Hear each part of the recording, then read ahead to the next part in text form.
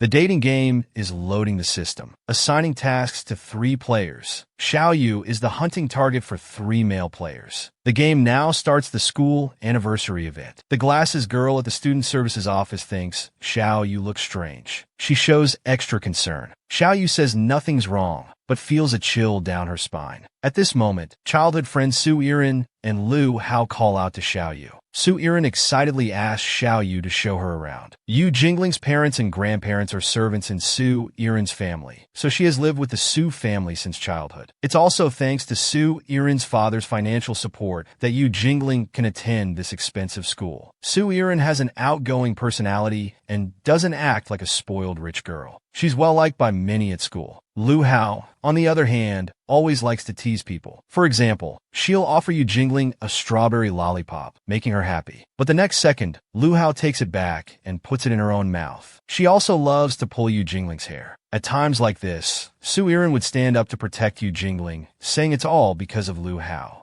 that Yu Jingling can't grow taller. The 3 of them walk away, chatting and laughing. Behind them, someone is frantically taking photos. Yu Jingling senses it and turns to look, but sees no one. Su Irin notices her unease and asks what's wrong. Yu Jingling has felt like she's being watched all day. The man taking photos repeatedly admires Yu Jingling's profile. What a delicious little rabbit. The 3 arrive at a crowded place. It seems an argument has broken out. Yu Jingling manages to squeeze through, loudly announcing she's from the organizing committee, asking what happened. It turns out Fang Shushu asked these people to clean up the trash, and then started berating Yu Jingling. Halfway through his tirade, a girl named Xiao Gui steps forward, turning the accusation back on Fang Shushu for causing trouble at her stall. The 2 then engage in a war of words. Fang Shushu insists that Xiao Gui is occupying public resources. Xiao Gui doesn't back down. She refuses to move, claiming Fang Shushu wants to use the spot himself. Yu Jingling, sweating awkwardly, comes up with a compromise. They can each use the spot for 1 day. Fang Shushu agrees, but insists on using it today. Xiao Gui curses him for being so calculating. The event only lasts 3 days, it's too unfair. The argument escalates, and they start to get physical. Yu Jingling tells them to talk it out and not to use violence. As she steps in to separate them, Fang Shushu's elbow accidentally hits her. Everyone present is stunned. Only Yu Jingling has achieved a world of hurt. Everyone rushes to check on her. An idea flashes through Yu Jingling's mind. She acts weak and cries nonstop. Fang Shushu realizes his mistake and panics. Nearby, Su Irin is so worried she almost swears. Lu Hao rushes through the crowd and picks Yu Jingling up. She wants to take Yu Jingling to the infirmary immediately. Yu Jingling seizes the opportunity, urging the 2 not to fight. She suggests dividing the remaining 3 days into morning and afternoon shifts. This should be fair. Fang Shushu, feeling guilty, tells Yu Jingling to go to the infirmary quickly. Yu Jingling cries even more, asking Fang Shushu if he agrees to this proposal. Fang Shushu, unable to resist the beauty in distress, painfully agrees. With the matter resolved, Yu Jingling immediately regains her energy. Only Fang Shushu is left fuming. Lu Hao is dumbfounded, realizing there was no injury. Xiao Gui chimes in, relieved that no one's hurt. She was really scared. As compensation, she offers her stall for them to experience. The stall has a fortune-telling wheel. Different colored beads represent different encounters. Yu Jingling surprisingly spins out a pink bead, but the bead seems disobedient, bouncing far away. Yu Jingling chases after the bead. Finally, it stops at the toe of a pair of red shoes. A man's slender fingers pick up the bead. Yu Jingling is stunned by the man's handsome appearance. The man seems to know her, calling out Yu Jingling's name.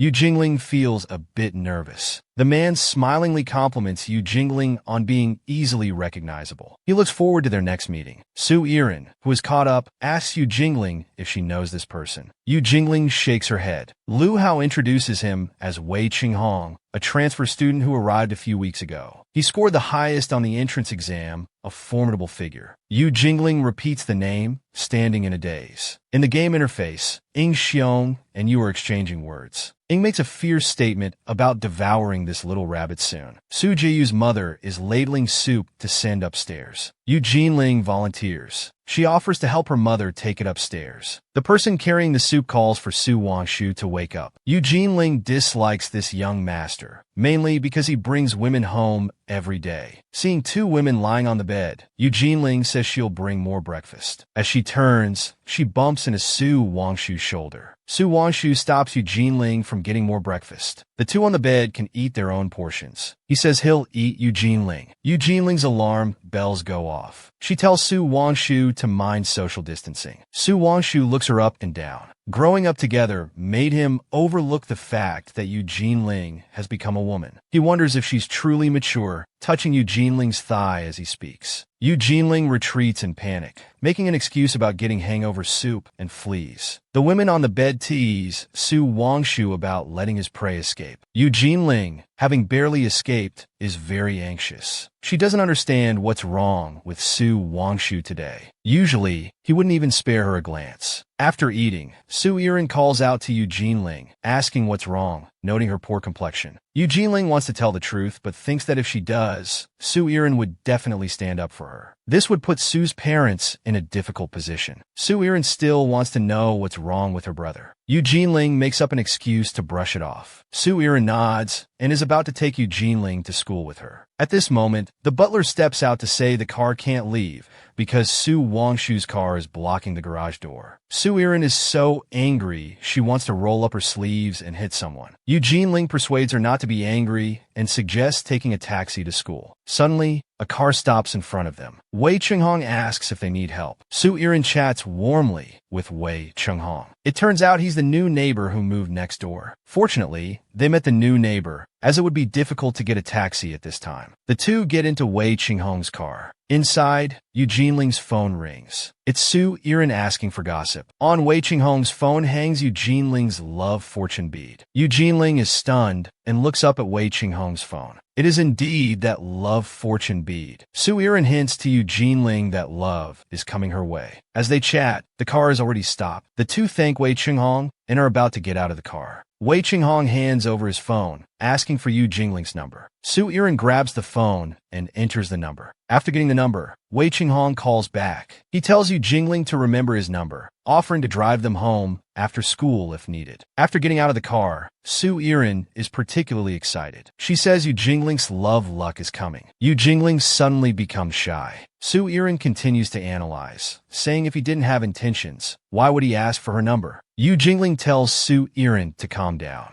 As they walk and talk, they arrive at their classroom door. It turns out to be Yu Jingling's desk. There's a model peach blossom tree on it. Upon closer inspection, there's a note beside the tree. The note reads, "To Yu Jingling, as wonderful as you are." Surrounding classmates are buzzing with discussion. Yu Jingling wonders who sent it. Wei Chenghong walks in and comments that the tree is beautiful, but observing it so closely isn't wise. He then takes out a student ID and hands it to Yu Jingling. He says she left it in his car this morning. Yu Jingling finds it strange. Her student ID is usually kept in a zippered compartment. It shouldn't have fallen out. Su Yiren gossips that when fate comes, it can't be stopped. Then Wei Chenghong explains the chemical changes that produced this peach blossom tree. After a long explanation, he looks at Yu Jingling. Yu Jingling becomes flustered, saying she'll move the peach blossom tree away now. At this moment, Wei Chenghong grabs Yu Jingling's hand, saying skin contact can also cause corrosion. Yu Jingling panics again, asking what to do. Wei Chenghong suggests he should handle it. He then takes off his jacket and mischievously asks Yu Jingling if she minds him handling this gift. Yu Jingling says she doesn't mind. Lu Hao, returning from playing ball, bumps into Wei Chenghong. Wei Chenghong's gaze is challenging. Lu Hao's eyes are also full of defiance. At noon, the three eat in the woods. Yu Jingling feels like she's offended someone. What deep grudge would make someone send her poison? Su Yiren has a love-struck expression, saying Wei Chenghong's body is indeed poisonous. Suddenly, Yu Jingling's phone rings. It's Su Wangshu calling her to deliver some documents. Su Yiren is displeased, asking why her brother always orders people around. Yu Jingling explains that in Su Wangshu's eyes, she's also a servant of the Su family. Su Yiren is a bit unhappy hearing this. Yu Jingling was never their servant. She always saw her as family. Yu Jingling feels warmth in her heart. Changing the subject, Su Yiren tells her that she helped arrange for Wei Chenghong to drive Yu Jingling home. Yu Jingling is shocked, asking when this happened. So Yu Jingling gets into Wei Qinghong's car. The atmosphere between them is extremely awkward. Yu Jingling notices his clothes are different from before. She hesitantly asks about it. Wei Qinghong tells her not to worry about it. Yu Jingling hesitates, thinking she should buy him a replacement. As for the size, he seems a bit slimmer than Lu Hao with shoulders that look very broad. Looking at him this way, Wei Qinghong is indeed handsome. Yu Jingling is caught stealing glances. Her face instantly turns red. The car stops at the Su family's gate. Yu Jingling thanks him and flees like she's escaping. It's all because Irin said those unnecessary things, making her act abnormally. After arriving home, Yu's mother asks her daughter to go to the flower room. Su Wangshu is waiting there for Yu Jingling to bring study materials. Arriving at the flower room and seeing no one, Yu Jingling sighs in relief. She wants to quickly put down the materials and leave. Su Wangshu's voice sounds from behind. Yu Jingling tries to escape even faster. At this moment, Su Wangshu hugs Yu Jingling's waist from behind. Yu Jingling shouts. She's not that kind of promiscuous woman. Su Wangshu asks in return, "Then what kind are you? If you can't answer, I'll tell you.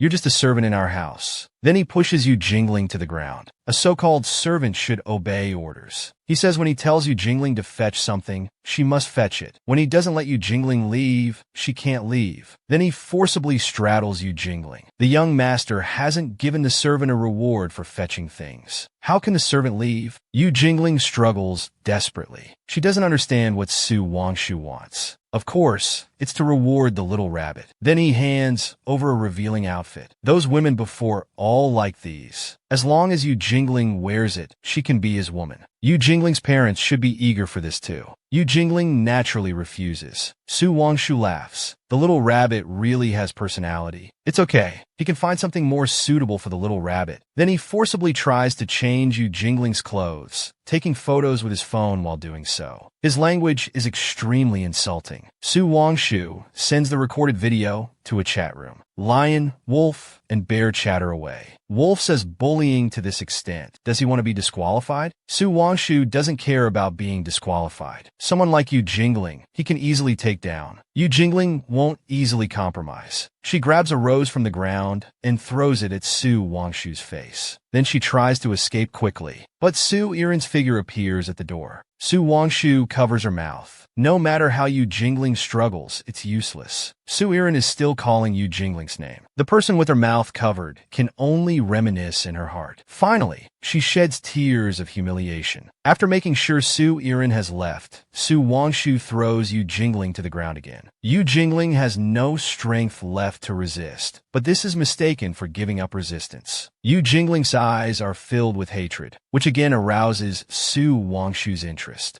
This outcome is just the result of Yu Jingling not knowing her place. Yu Jingling, lying motionless, secretly feels for a ceramic shard on the ground, intending to stab Su Wangshu's shoulder while he's talking. As she swings her hand, the flower room door opens. Mr. Su Irin, and Yu's parents enter. Su Irin rushes over to check on Yu Jingling. Mr. Su is beating Su Wangshu on the other side. The ceramic shard falls to the ground, just like Yu Jingling's heart. Yu's mother is by the bed with her daughter. Su Irin comes in to bring Yu Jingling's things left in the flower room. Yu's mother comforts her daughter. Su Wangshu's ribs are broken, and he's already unconscious. Yu Jingling doesn't care about this. She just wants to know if the police have been called. Yu's mother is stunned. Call the police for what? Mr. Su has already sent Su Wangshu away to suffer, and he said he'd give Yu Jingling an apartment as a dowry. Yu Jingling remembers the recent humiliation. She knocks over the things Su Irin brought. Su Wangshu's phone is mixed in with the things. The phone happens to ring.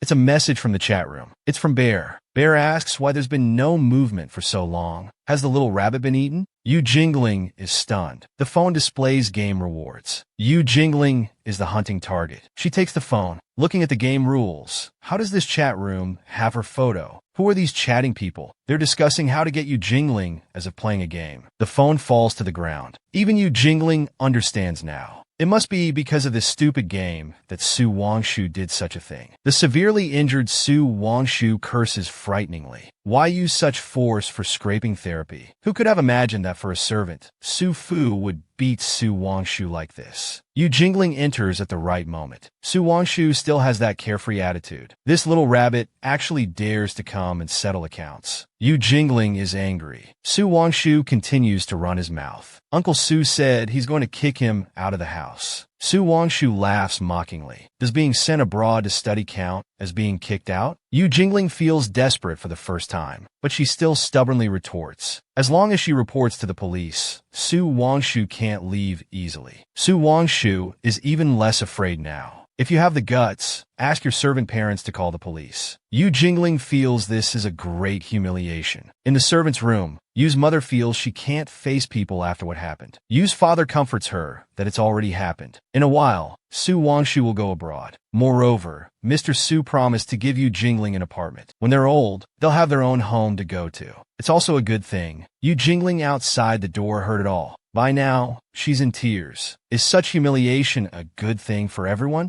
In Yu Jingling's parents' eyes, the harm done to Yu Jingling is a bargaining chip for real estate. In Su Wangshu's eyes, she's a servant who can be humiliated. In those perverts' eyes, she's even more of a prey to be pursued. Yu Jingling feels she's human too. Why should she endure this? Why don't those who hurt her have to pay? At night, Su Wangshu looks at his new phone. He can't log into the chat room, thinking this game isn't worth playing anymore. There are many more sensible people than Yu Jingling. Yu Jingling enters wearing a sexy dress. She tells Su Wangshu that she's often praised by Mr. Su as the most sensible child. Seeing Yu Jingling dressed like this, Su Wangshu is very pleased. Since she's wearing this dress, it seems Yu Jingling has come around. Yu Jingling comes to Su Wangshu's side, wanting to prove her sensibility again. If young master is willing to teach her, she'll be more sensible in the future. Su Wangshu pulls Yu Jingling over, wanting to teach her something else. The man gently lifts the girl's chin, a very intimate posture, as if about to kiss her the next second. This pink-haired girl is called Yu Jingling. The man beside her is called Su Wangshu. She puts her hand on the man's chest, gently pushing away, creating distance. Su Wangshu looks dissatisfied. What's wrong, having second thoughts? Yu Jingling has beautiful eyes. As if deliberately seducing, she caresses through his clothes. How could that be? I'm worried young master won't be able to fully enjoy, so I prepared painkillers and wine in advance. Su Wangshu reveals a triumphant smile. He swallows the pill from Yu Jingling's hand. What a sensible little rabbit. As Su Wangshu finishes drinking the wine, Yu Jingling's gentle voice sounds. Now, young master can lie down and fully enjoy my return gift. Young master is puzzled. What return gift? Yu Jingling's eyes change. No longer like an innocent little rabbit. A return gift for everything you did to me. Su Wangshu feels his body is out of control. His mind is getting more and more drowsy. When he opens his eyes again, he doesn't know when he fell asleep. Young master is awake. Yu Jingling leans lightly against the table. Su Wangshu immediately struggles to get up. He finds his situation isn't quite right. Tied to a chair, his previous clothes are nowhere to be found. Instead, he's wearing a pink bao dress. What the hell is this? Yu Jingling answers him. Is young master asking about the maid outfit you gave me, or the toys hidden in your closet? Whichever it is, they're both things young master likes, aren't they? Su Wangshu becomes flustered. What did you do to me? What Su Wangshu just took wasn't a painkiller. Yu Jingling now picks up her phone, saying teasingly, this outfit suits you so well. Smile for the camera. Su Wangshu starts to go crazy. How dare anyone humiliate him like this? Yu Jingling says coldly, you feel humiliated? I'm just repeating what you said to me. Yu Jingling recalls those unbearable memories. Young master can't help but curse, you crazy person. I see you want to take your servant parents and get out of the Su family together. Don't forget, your whole family lives on my dad's charity. Yu Jingling can no longer control her emotions. Our family lives on Uncle Su's money, but aren't you the same? How is the money my parents earn from hard work more lowly than the money on your credit card? What gives you the right to look down on us? Just because you were born into a good family? Su wan su panit? You did this to me. You won't get away with it. Yu Jingling takes out things prepared in the box. All are things left behind by women Su Wangshu brought back before. She threatens. That depends on what Uncle Su sees. Yu Jingling takes out a lipstick, applies it to Su Wangshu's lips, pretending to look pitiful Who do you think Uncle Sue will believe? You, a habitual offender, or little you who's been obedient since childhood? Su Wangshu realizes that Yu Jingling's usual demeanor was all an act. The fact is, Yu Jingling has decided not to endure anymore. Su Wangshu is furious with embarrassment. At worst, I'll get beaten. Wait till you're done being crazy. I'll make you pay 10 times, 100 times over. I'll call all the men I know. Before he could finish, Yu Jingling holds up Su Wangshu's phone, chuckling. You think if these people see you like this now, would they cut ties with you? After all, you look so perverted. Amidst the sound of the shutter, Yu Jingling records Su Wangshu's embarrassing moment. Su Wangshu's face and the things on the bed are all clearly captured. If sent to his friends, the consequences would be. Su Wangshu doesn't even dare to imagine. Trembling all over, he says, I know I was wrong. I've learned my lesson. Please let me go.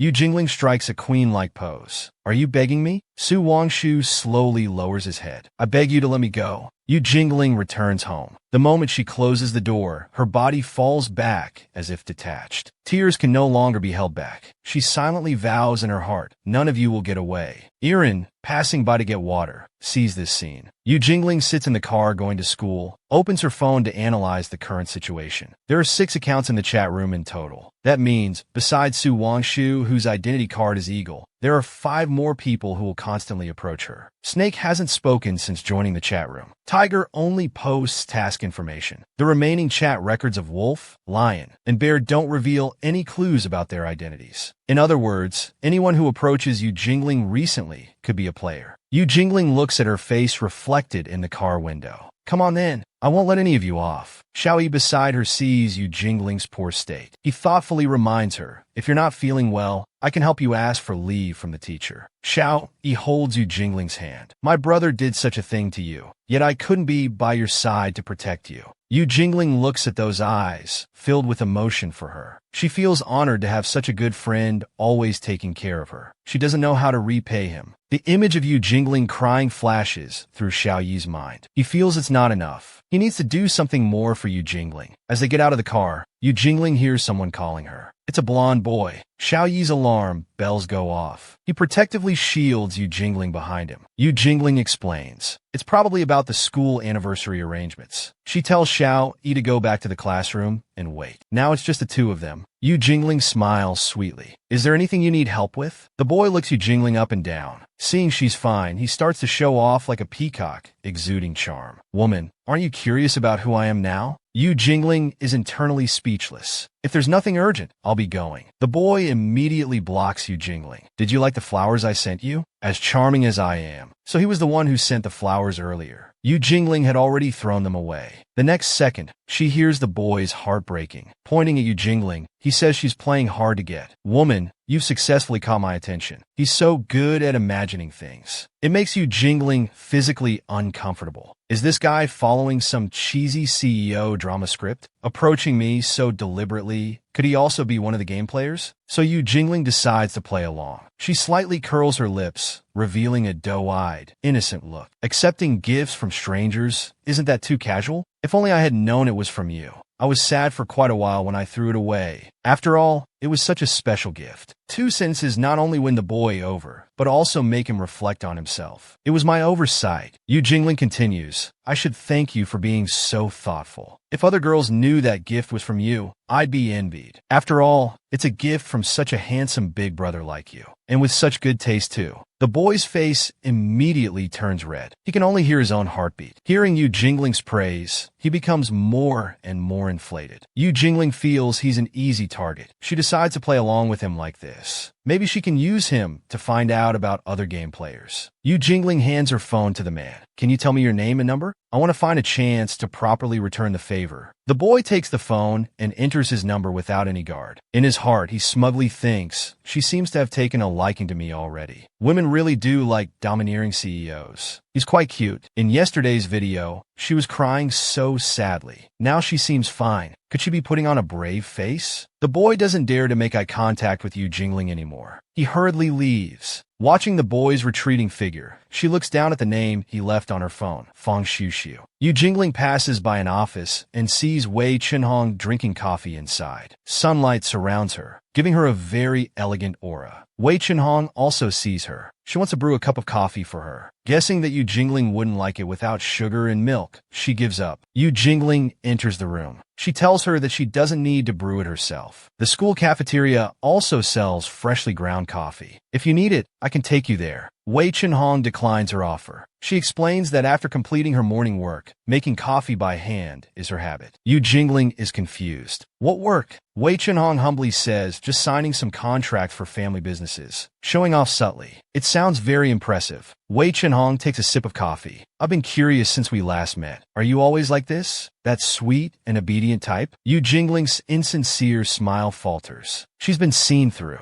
Yu Jingling gets a bit nervous. She turns her head away without making eye contact. What are you talking about? I don't quite understand. My class is about to start. I'll go first. Wei Chenhong suddenly approaches her. I didn't mean anything else. If I said something that displeased you, please forgive my rashness. While saying please forgive me, he actually looks like he's putting pressure on her. Wei Chenhong continues, saying he just regrets it. If he could see a genuine smile bloom on her face, it would surely be a blissful thing. Yu Jingling doesn't get lost in his gentle voice. Instead, she becomes suspicious. Such flowery words. Could he also be one of the game players? Yu Jingling regains her usual aura. You're really a gentle person, caring so much for someone you barely know. It's rare to find someone like you these days, so overly interested in strangers. Yu Jingling also shows her sharp side. Wei Chenhong is very frank. He is indeed very interested. After all, they'll be seeing each other often in the future. Night at the Su residence. Yu Jingling and Xiao Yi are eavesdropping outside the door. They overhear Uncle Su discussing with Wei Chenhong about moving into the Su residence. Wei Chenhong's father often associated with Uncle Su before moving abroad. Because he temporarily took over the family business in the country, he moved back to the old house nearby.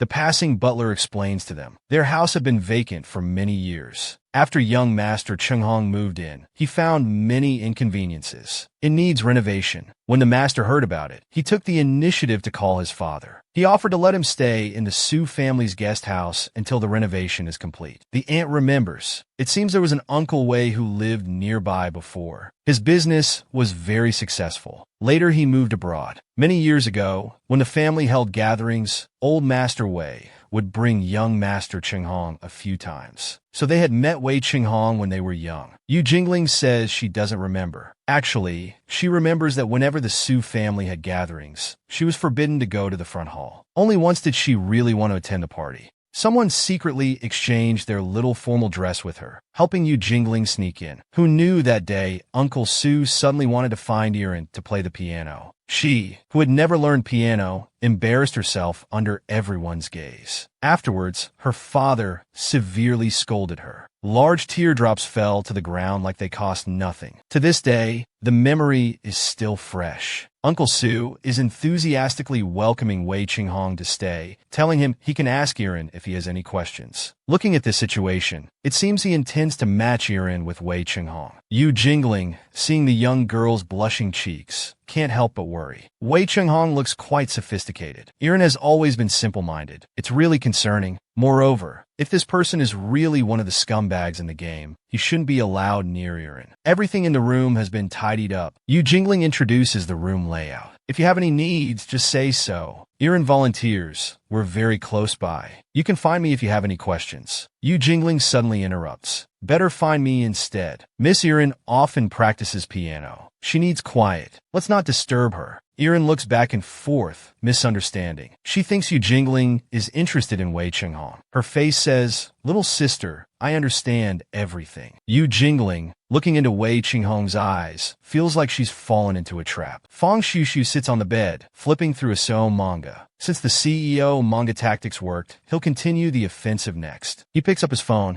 Imitating the domineering CEO, he edits a text. "Little kitten, want a fluffy cat teaser? I'll pick you up at 8 p.m. tomorrow." The message sends successfully. Yu Jingling replies, "See you tomorrow night." Fang Shushu lies on the bed, looking excited. The phone receives a new message. Bear tags eagle. This guy hasn't followed up. Did he succeed or not? Fang Shushu replies, "By the looks of it, he definitely didn't succeed, right?" Asks if the game is still continuing. Fox says the game continues. Fang Shushu guesses that pervert didn't succeed. Thank goodness. If it really went that far, it would be too much. Fang Shushu posts a message saying it's good to continue. After all, The prey is now within the range of my trap. On the other end of the phone, Yu Jingling looks at their conversation. Caught you. Lion, it's almost time for their appointment. Yu Jingling hears a knock on the door. It's Wei Qinghong. He's here to ask Yu Jingling out. Seeing Yu Jingling looking different from usual, he's a bit stunned. Yu Jingling's deliberately dressed up appearance, like a little girl who grew up in a star hotel, secretly using her mother's lipstick and dress. It's really too cute. Earlier, Uncle Su arranged for Irin to take Wei Qinghong around the city. But Irin wanted to match Yu Jingling with Wei Qinghong, so she used the excuse of a date to send him to Yu Jingling. She even gave him a bouquet of flowers. Yu Jingling also guessed it was Irin who sent him. Yu Jingling thinks carefully. Taking him along to meet Fang Xiushu is a good thing. Firstly, Fang Xiushu won't do anything inappropriate. Secondly, they might be able to figure out if this person is also a player. Fang Xiushu arrives at the designated place as agreed, wearing an ill-fitting suit, an overly long shirt, holding a bouquet of roses. Roses. He fantasizes about developing the plot according to the manga. Tonight, as long as he finds an opportunity, use the legendary killer move of Kabadan. He can increase his favorability. With the secret manual in hand, victory is assured. He's strangely confident he can win the game. Yu Jingling's voice comes from behind. Fang Xiushu turns around confidently. Little demon, this is prepared for you.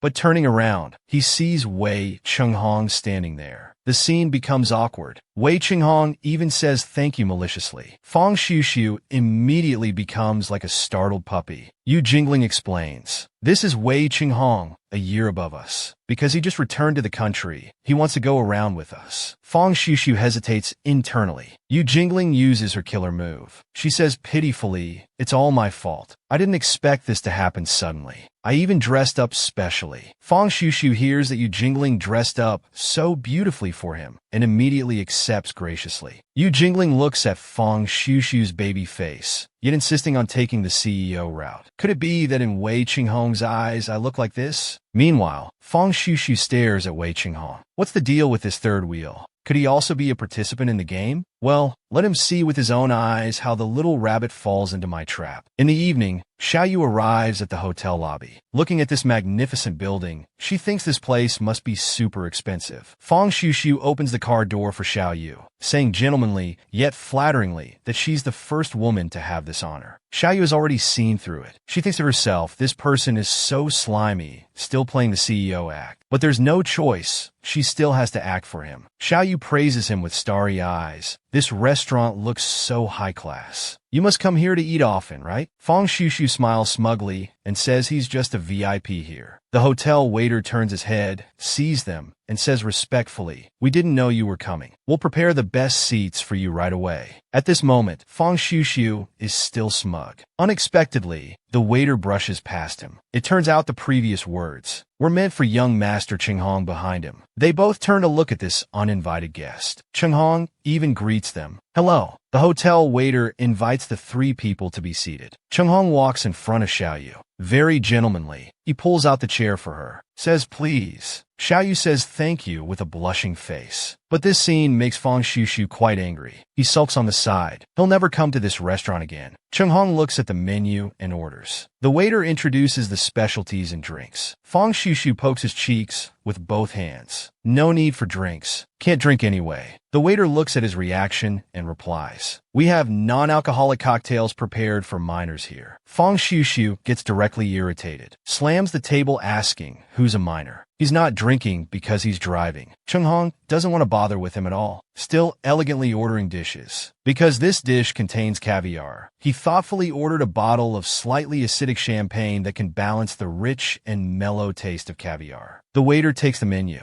looks at Fang Xiushu, and says juice has been prepared for you separately, Mr. Driver. As a result, he explodes again, so angry he can't speak properly. The dishes are very exquisite. Fang Xiushu angrily looks at Qinghong, wondering what this guy's background is, really stealing the spotlight. Qinghong looks up at Xiaoyu, hints that there's something on her mouth corner, very gentlemanly wipes it off for her. Xiaoyu blushes so much she's about to faint. Fang Xiushu is directly shocked. Is this the killer move from the CEO manual? Domineering, pampering? He absolutely can't lose. He forks a steak, puts the whole piece to Xiao Yu's mouth. He even strokes his hair thinking he's cool. Says, "Woman, eat." Xiao Yu is speechless. Waves her hand saying thanks. But he's still there saying, "Open your mouth." Xiao Yu is so annoyed inside, so scared, but can't show it on her face. Can only force a smile. Says no need. As a result, he thinks she's just shy. Xiao Yu really has no choice. Plans to use the fork to take it, but neither of them could hold it. The steak fell down. It actually fell on Cheng Hong. Fang Shushu pats Cheng Hong's shoulder, hints that if his clothes are dirty, he should go home and change. Cheng Hong looks up coldly at him, scares Fang Shushu back to his original form. Says there's a department store next door. We can go by. Cheng Hong then smiles softly. He then sheepishly goes to pay the bill. In the mall, Cheng Hong tries on clothes. The salespeople all turn into fangirls. Directly surround Cheng Hong. Fang Shushu looks at Xiao Yu. Directly takes out his gold card, puts on his greasy look again, says, "Woman, whatever you like, I'll buy it for you." Xiao Yu is speechless. Is this person ever going to stop? Xiao Yu suddenly remembers something, wonders if there's anything here that can cover bruises. Fang Shushu suddenly recalls something, asks concernedly if it hurts a lot. "Are you injured?" Xiao Yu explains it's because she's unlucky. Just fell. Fang Shushu looks at her with a worried face. Says no, it's because you became our rabbit. So then immediately turns to buy for her. While walking, says he'll buy the best for her. Xiao Yu looks at his retreating figure. From the previous accident at the school anniversary, she can deduce he's the type to easily feel guilty. At this moment, a salesperson suddenly shouts, "It suits you so well." Xiao Yu turns to look. Cheng Hong has finished trying on clothes. All the salespeople's eyes are shining, all saying how handsome he is. Cheng Hong turns to look at Xiao Yu.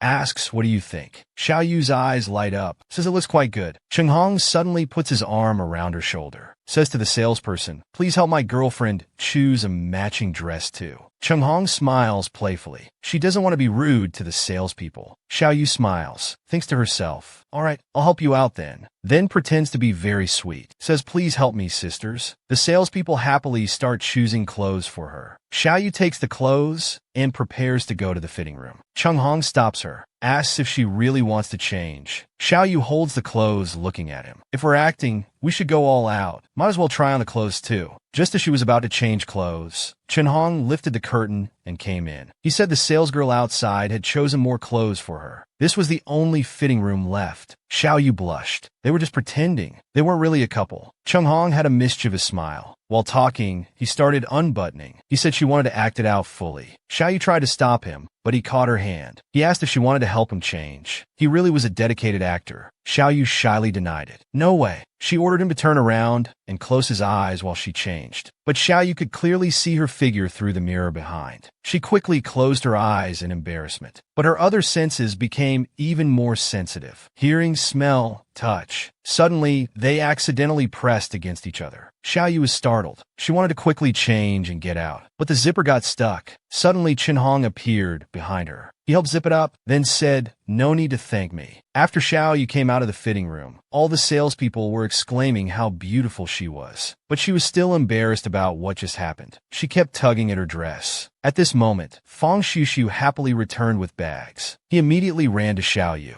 showing off that he bought her many brands of cosmetics. He was like a little tail following behind her, wanting to personally send her home. Meanwhile, Cheng Hong stood to the side watching them. He chuckled. At night, a red-haired handsome guy stopped at the villa entrance. He glanced at the window, then lowered his head to take a photo of the strawberry cake. He sent it to Xiao Yu. Just after sending, he ran into Cheng Hong, sending her back. The red-haired guy silently watched them. He didn't say anything. In the room, Xiao Yu came out of the bathroom after showering. Her best friend was sitting on the bed calling her. Lu Hao was sitting on the floor playing games. Xiao Yu curiously asked why she was here. Her best friend patted her and said, "Didn't you often come here when you were little?" Never mind her. But look at all these cosmetics. That Fang Shushu kid. It's their first date, and he's already like this. He's even a bit envious of all this. Xiao Yu looked. Why were they all opened? She was thinking of returning them to Fang Shushu. Lu Hao lowered his head, wondering who Fang Shushu was. Wasn't it Cheng Hong who sent these? Xiao Yu explained. Who's Chung Hong? She looked up and saw the strawberry cake. Just as she was about to take it, Lu Hao slapped her hand away. Who said it was for you? Then, like a young master, he started ordering her around. Xiao Yu had no choice. She angrily went to pour him some iced tea. On the way back, she ran into Chung Hong. He wasn't polite at all. He took it and drank. Before Xiao Yu could finish saying it wasn't for him, he had already finished drinking. Xiao Yu could only sigh.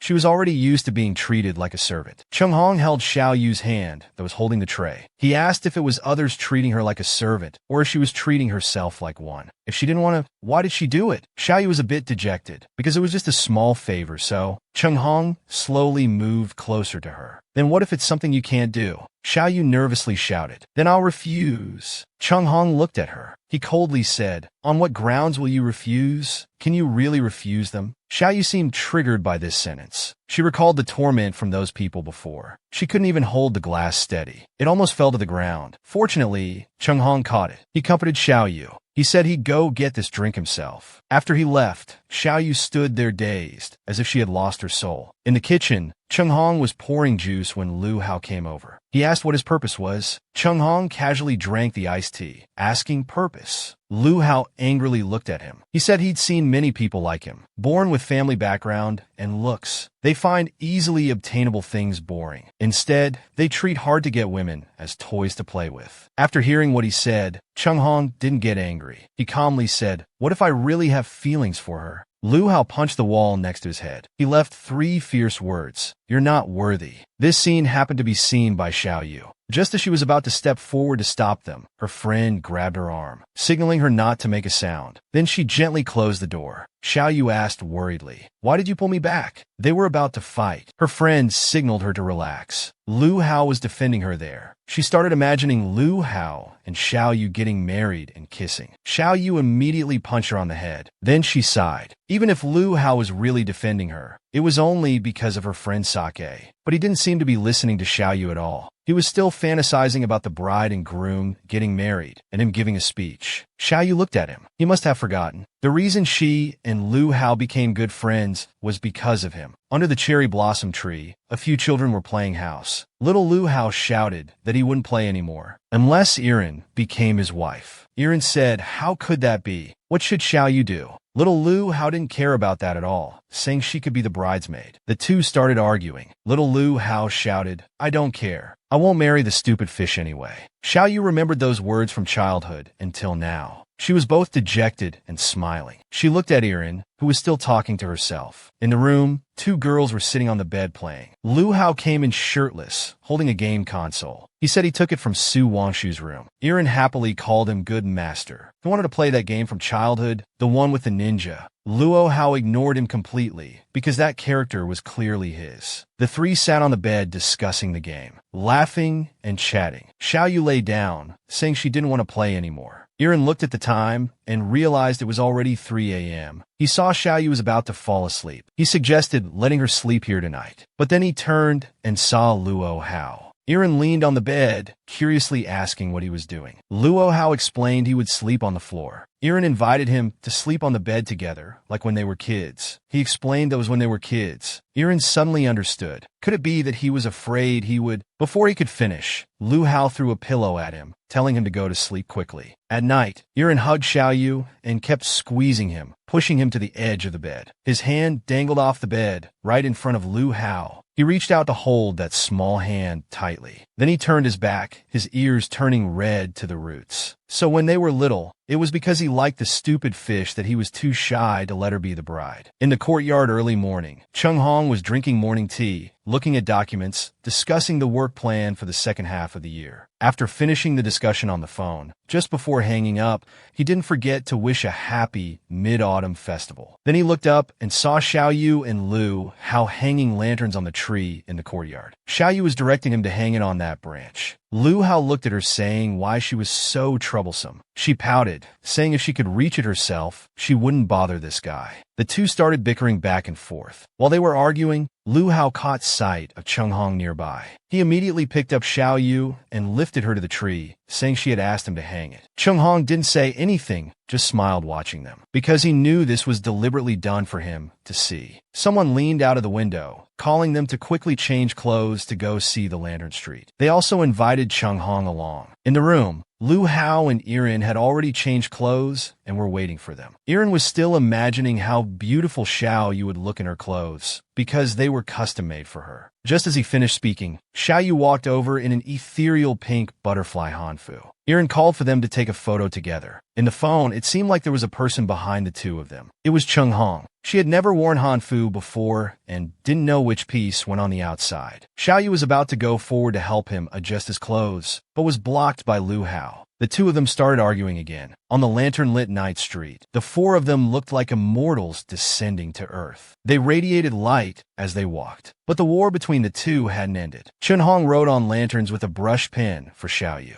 Lu Hao inflated balloons and got gifts for Xiao Yu. Xiao Yu could barely hold all the gifts. Then they heard many children thanking the big brother. He looked over curiously, wondering how Chun Hong had given away all the gifts. He looked at those children, saying they were already very happy today. So they gave these things to people who liked them more. Then he remarked that the Mid-Autumn Festival was quite interesting. Xiao Yu curiously asked if he had never celebrated it before. Chun Hong explained that because he was in the restaurant business, Mid-Autumn was very busy. There was simply no time. As a child, he had even less chance to celebrate with others. He turned to look at Xiao Yu. It seemed she had really forgotten about him. At that moment, fireworks burst. Chun Hong touched her forehead, teasingly calling her a silly fish. Then he walked away. Xiao Yu watched his back, suddenly remembering something. He seemed like a boy from some memory. At night, Xiao Yu looked out the window, recalling that moment. What was that familiar face that flashed in her mind? Could it be that she and Wei Chung Hong knew each other before? Suddenly, her mother came in and interrupted her, asking her to buy something from the supermarket. After Xiao Yu left the convenience store, she happened to meet Wei Chung Hong and another person. That person often hung out with Su Wangshu. The rich second-generation Xiao Yu secretly observed them. She wondered if he was also approaching her like Su Wangshu, just to play the hunting game. The two were asking the waiter about the room location. Unexpectedly, it was in Xiao Yu's direction. Xiao Yu had a quick idea and entered a room. It turned out to be a drinking party inside. Before she could breathe a sigh of relief, the waiter led the two of them in. Luckily, Xiao Yu hid in the bathroom, narrowly escaping. In the private room, the blonde guy introduced Wei Chung Hong. Chun Hong also humbly introduced himself, saying the purpose of coming was just to discuss red wine business. Then he handed over the materials. But the big boss didn't even look at them, saying there was no rush. Young Master Wei had just taken over his father's restaurant business and still had a lot to learn. Then he gestured, introducing the other two bosses beside him. As long as he was willing to learn humbly, there was plenty to teach him. Wei Chen Hong also humbly said he would learn with an open mind. The big boss laughed heartily. He said he would teach him the 4 secrets of being a boss. After eating and drinking, Chen Hong was speechless and didn't want to talk. In the bathroom, Xiao Yu was still looking for a way out. There wasn't even a window in the bathroom. If she went out, she could only go through the door. But this way, she would be discovered by Wei Chen Hong.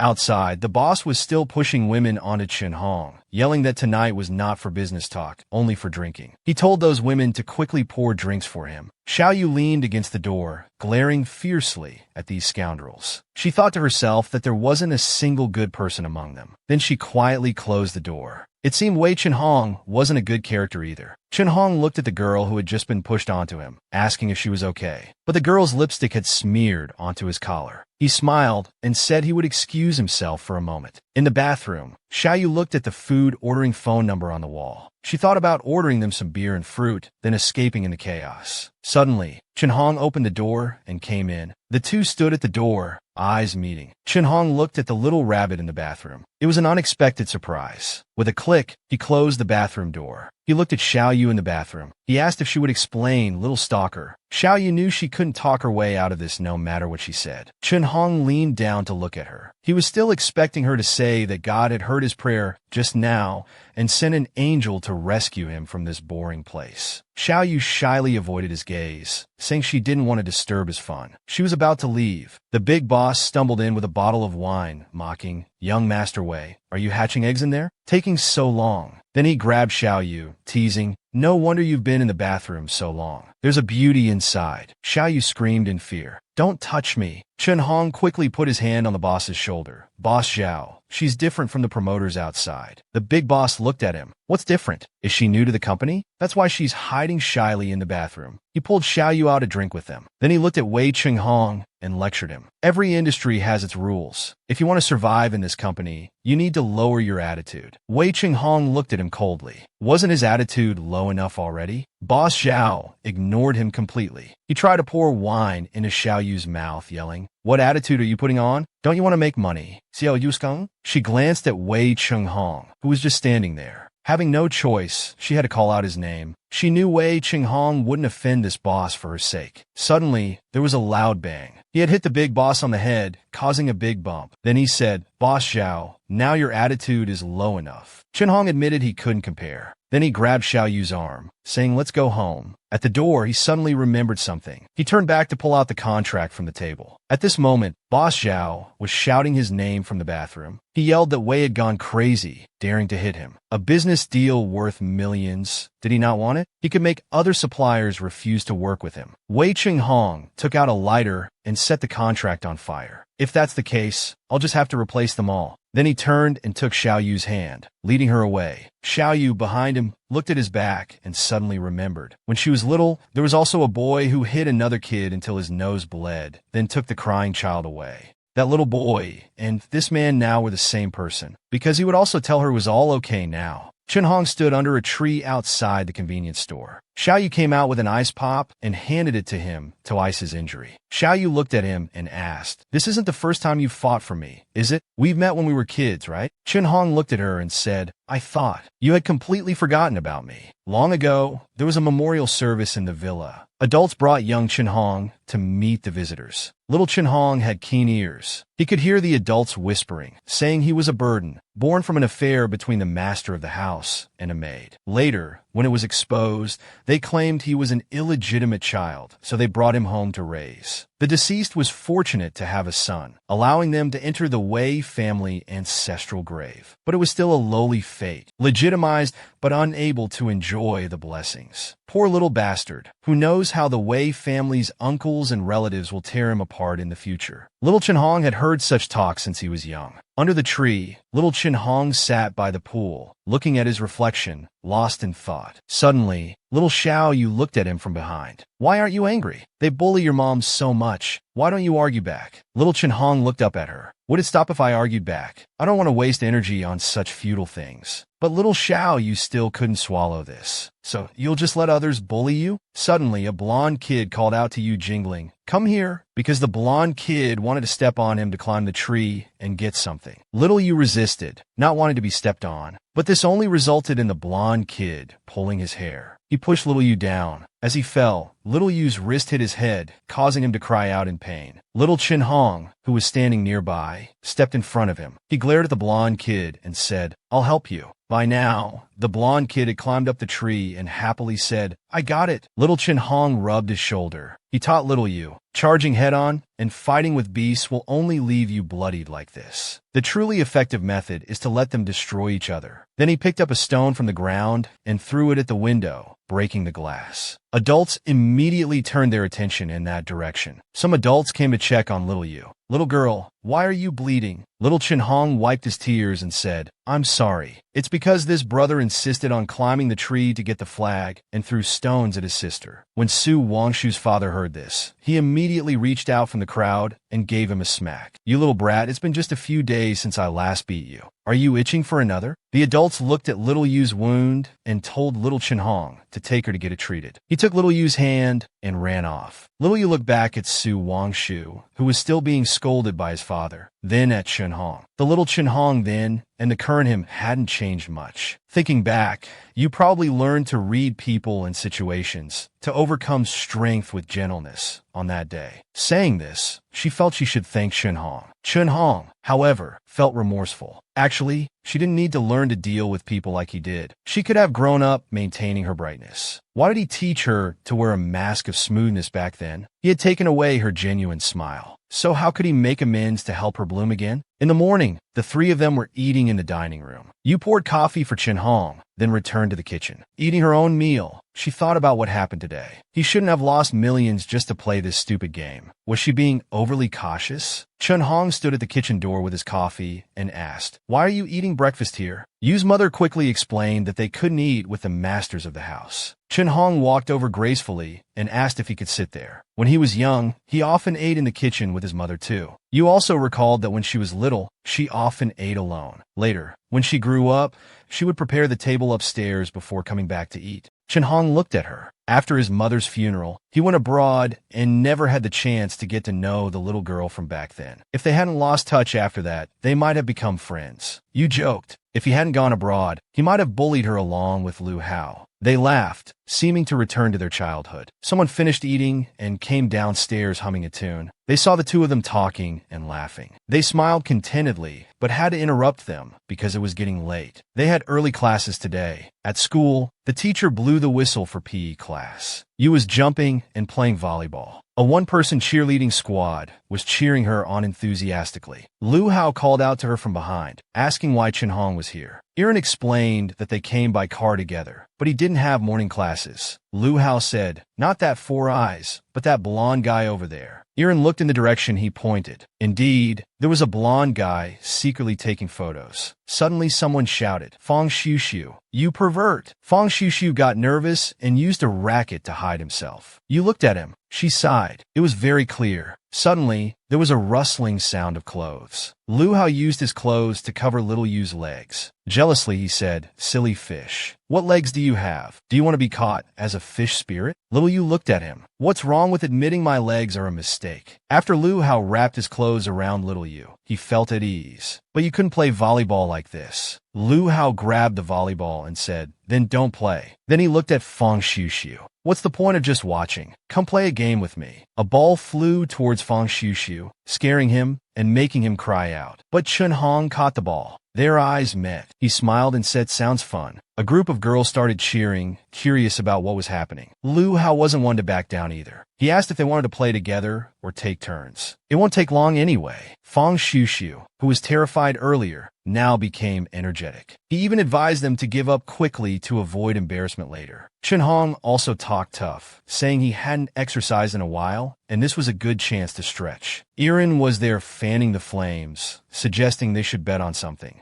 Lu Hao, holding the volleyball, said the loser should kneel down and bark like a dog. But Irin punched him, asking if he was in elementary school. Then she pulled out 2 amusement park tickets, saying they were from her relative's place. She had been given 2 test tickets. Because it was a test run, going there would be like having the whole place to themselves. She only had these 2 tickets. Little Yu quietly asked her if they weren't supposed to go together on the weekend. Irin smiled and said, "That's right." So the winner could get one of the tickets. She raised Little Yu's hand and announced, "The winner gets to go to the amusement park with Little Yu." Fang Xiu was already imagining himself going to the amusement park with Little Yu. Irin directly announced the start of the 2v2 match. Chen Hong looked at her and asked what they would do with only 3 people. Irin smiled and picked up the volleyball. With her, they had exactly 4 people. She wouldn't give Little Yu to them so easily. Little Yu's face turned red. The game started. Each person made a stylish serve. Lu Hao caught it and hit it back. It flew to Chen Hong. Chen Hong reacted quickly and hit it to Fang Xiu. Fang Xiu was ready to show them how good he was, but Chen Hong intercepted it. Lu Hao's side wasn't to be underestimated either. They fought back fiercely. Fang Xiu had no part in it at all. He was running between them trying to catch the ball but couldn't. It looked like they were using a cat toy to tease a cat. The girls watching imagined a love story between the 3 of them. Someone even sighed that it was so dramatic, like a love-hate relationship caught between 2 sides. Fang Xiu was panting heavily, exhausted. He thought all these women were the same. Since he was young, he was told his name sounded like a girl's. He was cute and good-looking, just not tall enough, suitable to be the bottom. Fang Xiu clenched his fists. Just because of his height, they looked down on him. If the tiger doesn't show its might, they really think it's a sick cat. Today he'd show them what he's made of. He jumped up into the air. He wanted to prove he was a real man.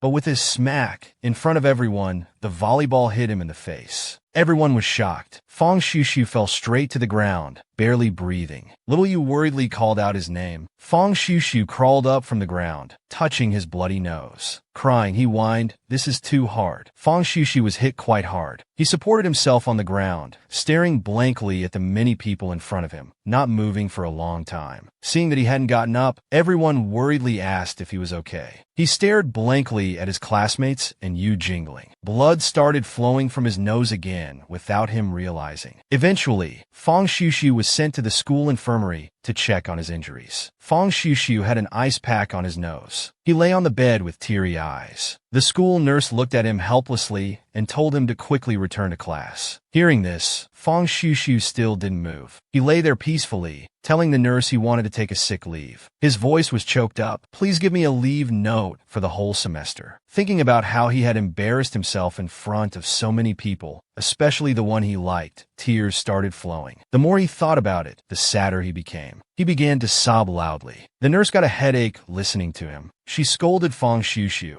saying there was no need for leave over a little bump, and told him to quickly return to class. After saying this, she slammed the infirmary door shut. But Fong Shushu still didn't want to face reality. He wrapped himself in the blanket, feeling weak and helpless, even thinking about transferring schools. At this moment, a familiar female voice came. Someone who didn't know might think you were bullied. Hearing this voice, he reflexively sat up. As soon as Su Irin entered, she saw this grown man crying. She put her hands on her hips, looking at his pathetic state. Fong Shushu changed his dejected look and, like a barking puppy, asked her what she was doing here. Su Irin closed her eyes, somewhat helplessly, and took out the lunch she brought him as an apology. After all, it was her ball that hit him, though she didn't expect Fong Shushu would use his face to receive it. Fong Shushu raised an eyebrow, somewhat suspicious. Could she really be this kind? He feared she might be here to mock him for getting a free meal. Hearing this, Su Irin felt annoyed. Her good intentions were being misunderstood. Her face instantly darkened. Meanwhile, Yu Jingling had already returned to the classroom and was chatting with classmates. Suddenly, someone called out classmate. A chef-looking uncle was carrying a bag of something. He asked where the female classmate who ordered with her was. Yu Jingling realized he was asking about Irin, but Irin had already left. The chef pointed at the meal box and told her. Irin's set meal was missing a soup. She said it was for a classmate resting in the infirmary, but she asked to add a lot of chili. Hearing this, Yu Jingling understood. Su Irin must be going to tease Fong Shushu.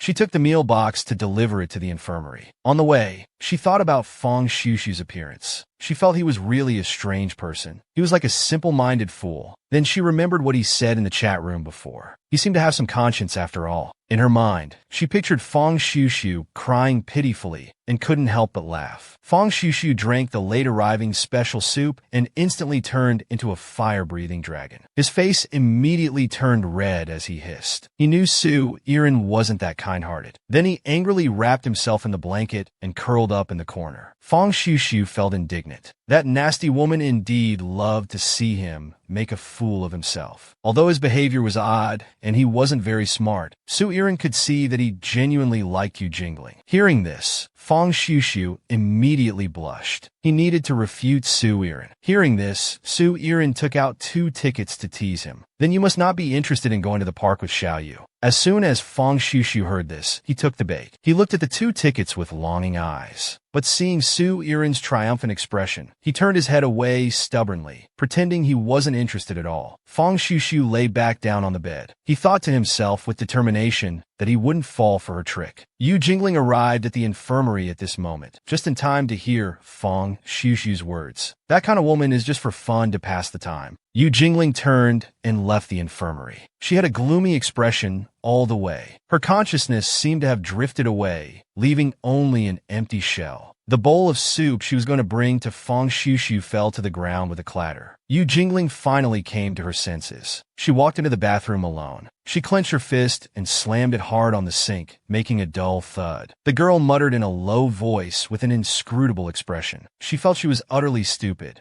To actually have a bit of sympathy for the trash in the game, she kept reminding herself, don't forget what they did to her. but tears still rolled down uncontrollably. She repeatedly told herself, "Don't forget." At this moment, all her strength seemed to be shattered. She curled up vulnerably and crouched down. In the chat room, those men's words echoed in her ears again. Remembering those painful experiences, she tightly hugged her trembling body. A moment later, she stopped crying. Her fists were clenched so tightly they shook. She stood up and wiped away her tears. Since Fang Xiuxiu wanted to pass the time, Yu Jingling would play along till the end. At this moment, something seemed to awaken in her soul. Fang Xiuxiu, still in the infirmary, didn't know that his careless words had been heard by Yu Jingling and etched into her heart. As soon as he said those words earlier, Su Yiren had given him a violent reward. Before leaving, Su Yiren couldn't help but leave him with a message. Being stubborn will make you lose the person you like. At this point, Fang Xiuxiu still didn't take it seriously. He muttered that Su Yiren was meddling. Just as he was thinking about how to escape Yu Jingling, the voice he had been longing for appeared. Yu Jingling showed no signs of her previous breakdown.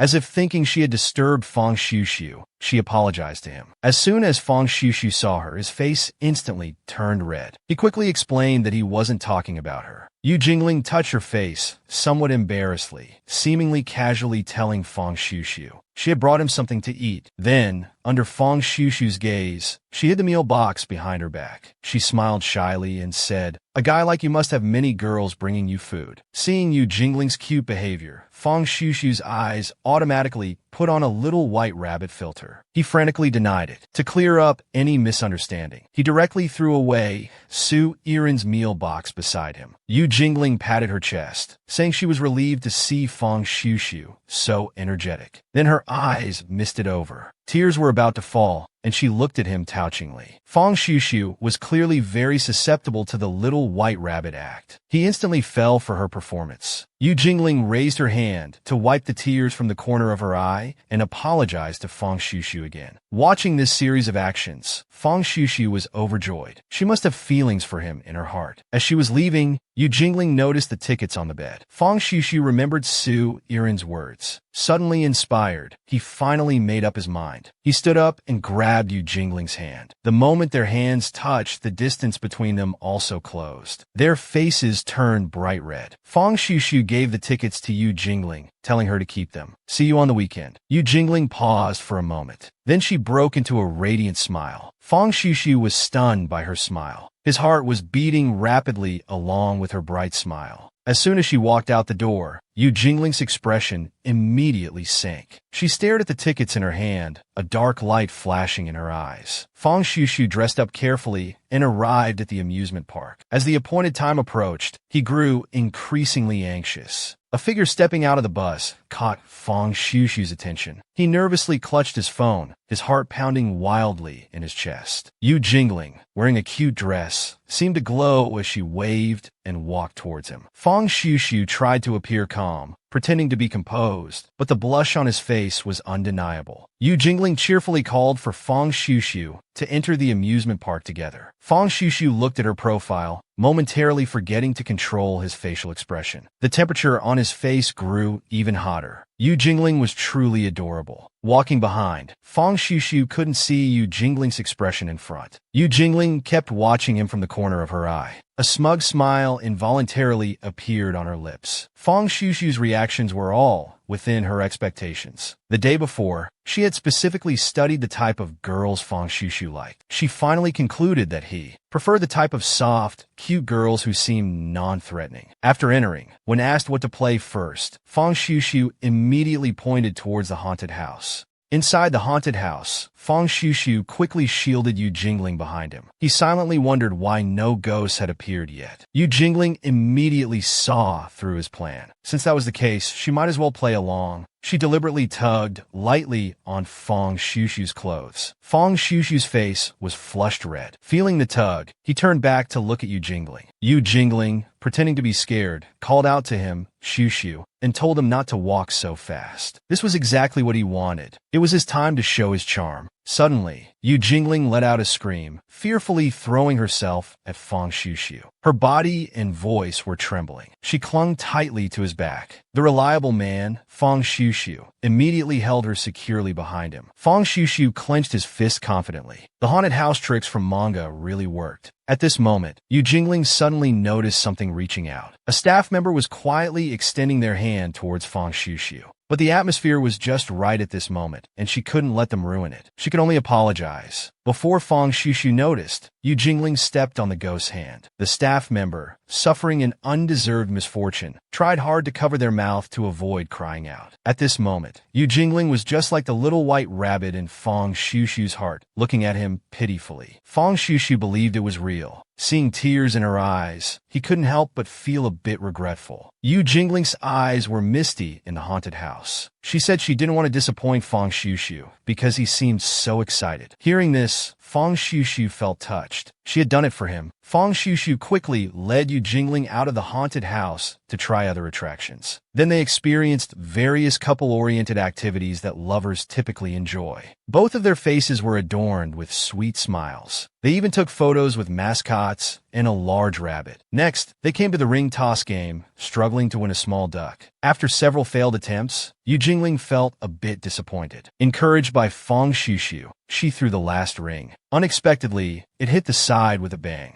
It bounced back and landed right on Fang Xiuxiu's head with a thud. Yu Jingling laughed as she removed the ring, saying, "Xiuxiu is mine now." The young man's heart was racing, almost overwhelmed with happiness. In the blink of an eye, evening arrived. At dusk, the two boarded the Ferris wheel, which slowly carried them to the highest point. Yu Jingling marveled at the beautiful scenery. Fang Xiuxiu's eyes never left her, unsure if he was admiring the view or her beauty. Yu Jingling spoke at the right moment. Legend has it that if lovers kiss at the highest point of the Ferris wheel, they'll be together forever. When Fang Xiuxiu heard the word kiss, his face turned even redder, as if about to steam. He involuntarily glanced at Yu Jingling's soft lips. The atmosphere between them became extremely intimate at that moment. He could hardly believe it. Was she hinting for him to kiss her? He also realized that everything happening now perfectly matched the manga tropes. They gazed at each other silently, both blushing, seemingly waiting for the other's next move. Fang Xiuxiu had made up his mind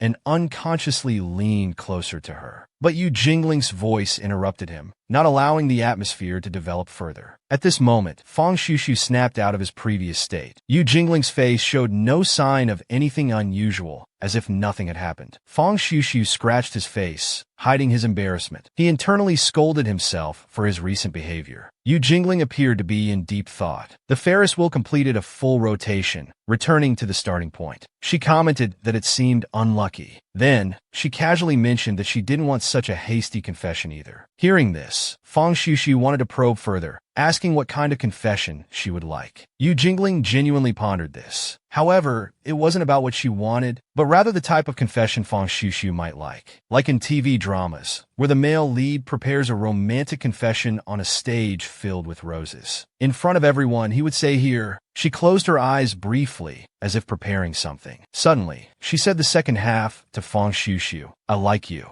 As soon as these words were spoken, Fang Xiuxiu was completely dazed by her starry eyes. He gazed at her in a trance-like state. In his mind, he had already started imagining scenes of marrying Yu Jingling. His lips parted, and he blurted out what was in his heart. Yu Jingling was confused, hearing him say, "I like you too." Fang Xiuxiu then realized he had spoken his thoughts aloud. He tried to cover it up, saying he also loved watching such TV dramas. But then he felt that wasn't right either. Who likes watching those? This amusement park trip was Yu Jingling's entire plan, and it had worked perfectly. Her first move had succeeded. The lion was now in the trap. The remaining beasts also needed to be exposed one by one. Yu Jingling had dressed up especially today. The girls in the class gathered around her. They asked if she had a boyfriend, since she looked so pretty. She just gently stroked her hair and denied it. Her every move inadvertently attracted the boys around her. Lu Hao, leaning by the window, found the scene before him both glaring and noisy. Then Yu Jingling said something surprising. She actually wanted to have a boyfriend recently. This statement easily caught Lu Hao's attention. The girls surrounding her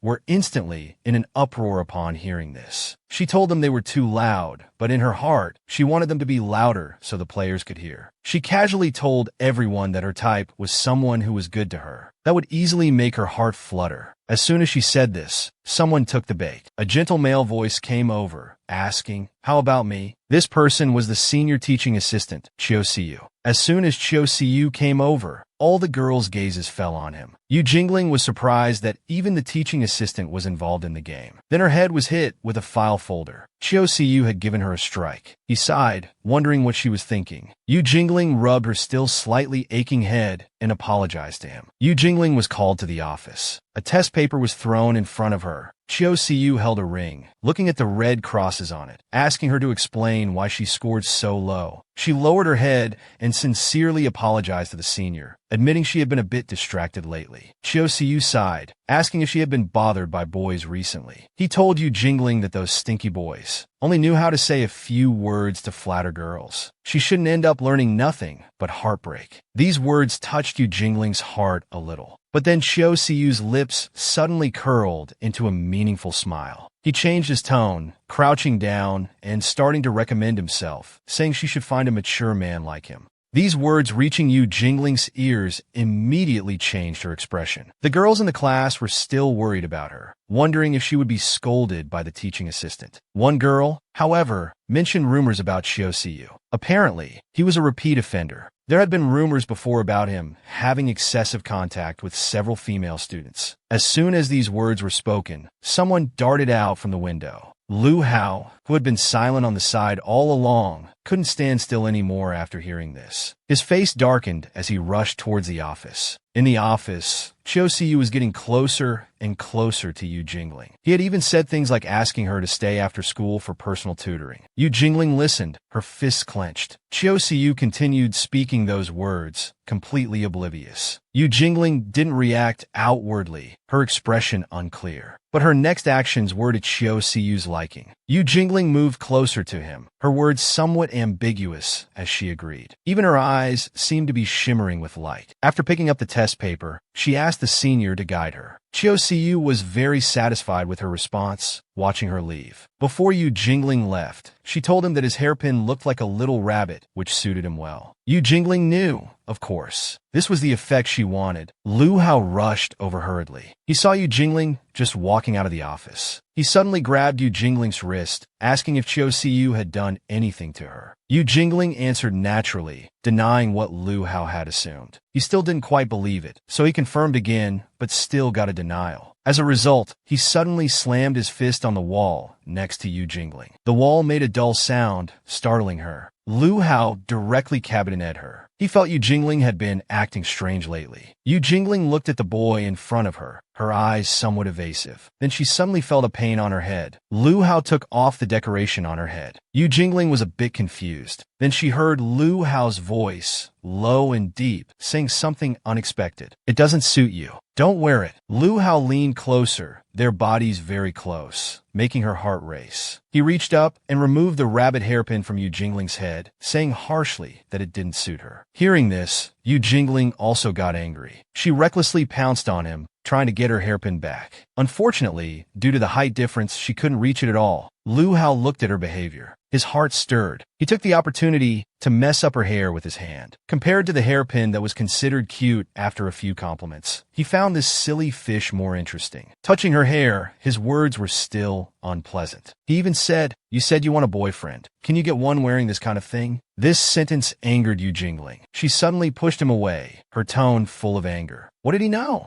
The two were now at odds, tensions high. Lu Hao thought her behavior was very childish, but Yu Jingling felt he never paid attention to her. In his eyes, she was always just Iren's follower, right? Always calling her a silly fish. Wasn't it just because she was easy to bully? Yu Jingling clenched her fists in anger. She would no longer let him bully her. The atmosphere became extremely awkward. She snatched back the hairpin and ran out angrily. The two brushed past each other. Recalling these people's ugly faces and disgusting words made her feel sick. She wasn't looking for love. She wanted to make these people pay. Thinking about the senior asking her to stay after class for tutoring, she had an idea. She couldn't let the senior be alone with her anymore. She raised her hand and sent a message to Fang Xiuxiu. Let these two fish who took the bait fight it out. The message was sent. She invited Fang Xiuxiu to try a dessert shop after school. These things were all under her control, planned meticulously. After school, facing Fang Xiuxiu, who came for the appointment, she had an apologetic look. "I'm so sorry. The senior suddenly wants me to stay after school for tutoring. We might not be able to go out together." Hearing this news, Fang Xiuxiu's mood instantly dropped. Yu Jingling then continued, "Actually, I don't want to see the senior. I always feel he's a bit strange. He even calls me little rabbit and stuff." Mentioning this, Fang Xiuxiu sensed something. Could that guy also be from the chat room? Had he bullied Yu Jingling? He was extremely nervous, fearing Yu Jingling might get hurt. But it seemed not yet. She smiled and shook her head. "The senior is so mature and handsome. He probably wouldn't be interested in me. Let's make plans for next time then." Yu Jingling turned to go to the classroom for tutoring. Fang Xiuxiu, looking at her back, suddenly called out to her, saying he wanted to go with her too.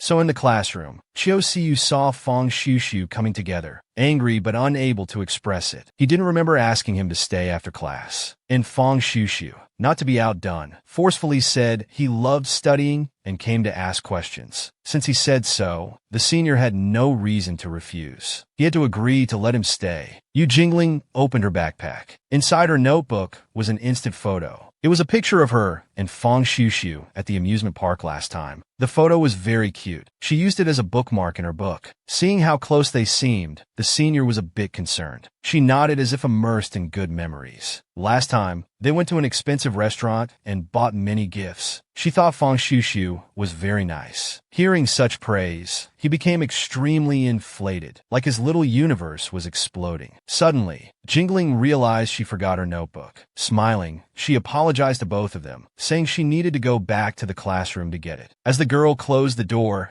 the atmosphere between the two boys inside became tense, with undercurrents flowing. Remembering Jingling praising Chiu Siu as mature and steady, he felt jealous. The other also thought about their outing together, using gifts to gain favor. This approach was really low level. Thinking of this, they glanced at each other again. Both became more annoyed with the other. In fact, Yu Jingling hadn't left at all. She stood alone at the door, listening to the commotion inside. This battle of beasts had already begun. Fang Xiuxiu needed to figure out if the senior was approaching him because of the game. This was simple. Just check if he had the chat room on his phone. So he pretended he didn't bring his phone and wanted to use the seniors to call home. Seeing the fake smile on his face, the senior wouldn't give him a chance. He directly held down his hand. If that's the case, then he should go home. Both were secretly exerting force with their hands while wearing fake smiles on their faces. They exchanged words back and forth, but the force in their hands grew stronger. The senior tried hard to drive him away, while the other side tried hard to stay. In the end, both had fierce looks in their eyes. Chiu Siu made a feint with his other hand, aiming straight for his face. Afraid of being poked,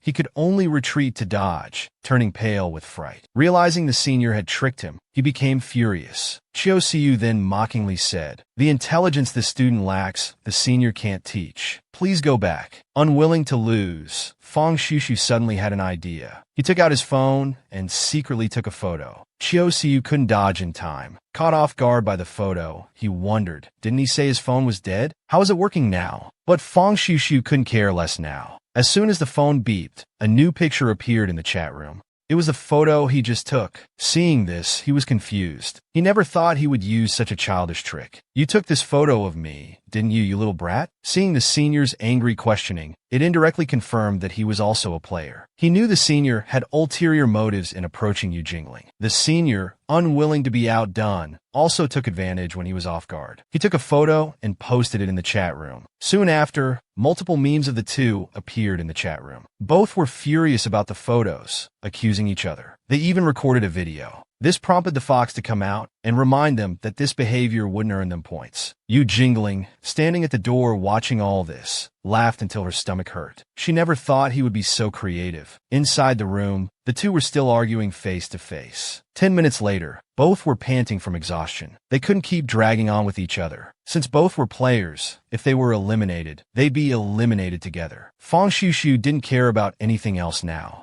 As long as Xiaoyu wasn't hurt, he didn't mind. He had truly fallen for Xiaoyu. Seeing his reaction, the senior found it amusing. Once their identities were exposed, the elf wouldn't be grateful to Fang Xiuxiu, who was also a player. To the elf, they were all the same. If there was any difference, it was that the senior didn't like the elf at all. Compared to the other's anxiety, he could play however he wanted, while the other could only watch helplessly as the girl was lured into the trap. Unable to do anything, Fang Xiuxiu was furious, but it seemed futile. Chiu Siu became more excited at the thought of snatching this from other players. He trembled all over. This Chiu Siu was indeed a pervert. The elf at the door thought the other was right. Fang Xiuxiu indeed couldn't directly expose his identity, but as long as the girl didn't know, it was fine if the senior might like her. Thinking of this, he had an idea. He just needed to turn all his attacks into defense. He then tore open his clothes, messed up his hair, looking pitiful. He opened the window and shouted outside, "Senior, you can't do this. So you chase girls to cover up your true self." Fang Xiuxiu took a risky move, attracting a crowd of students below.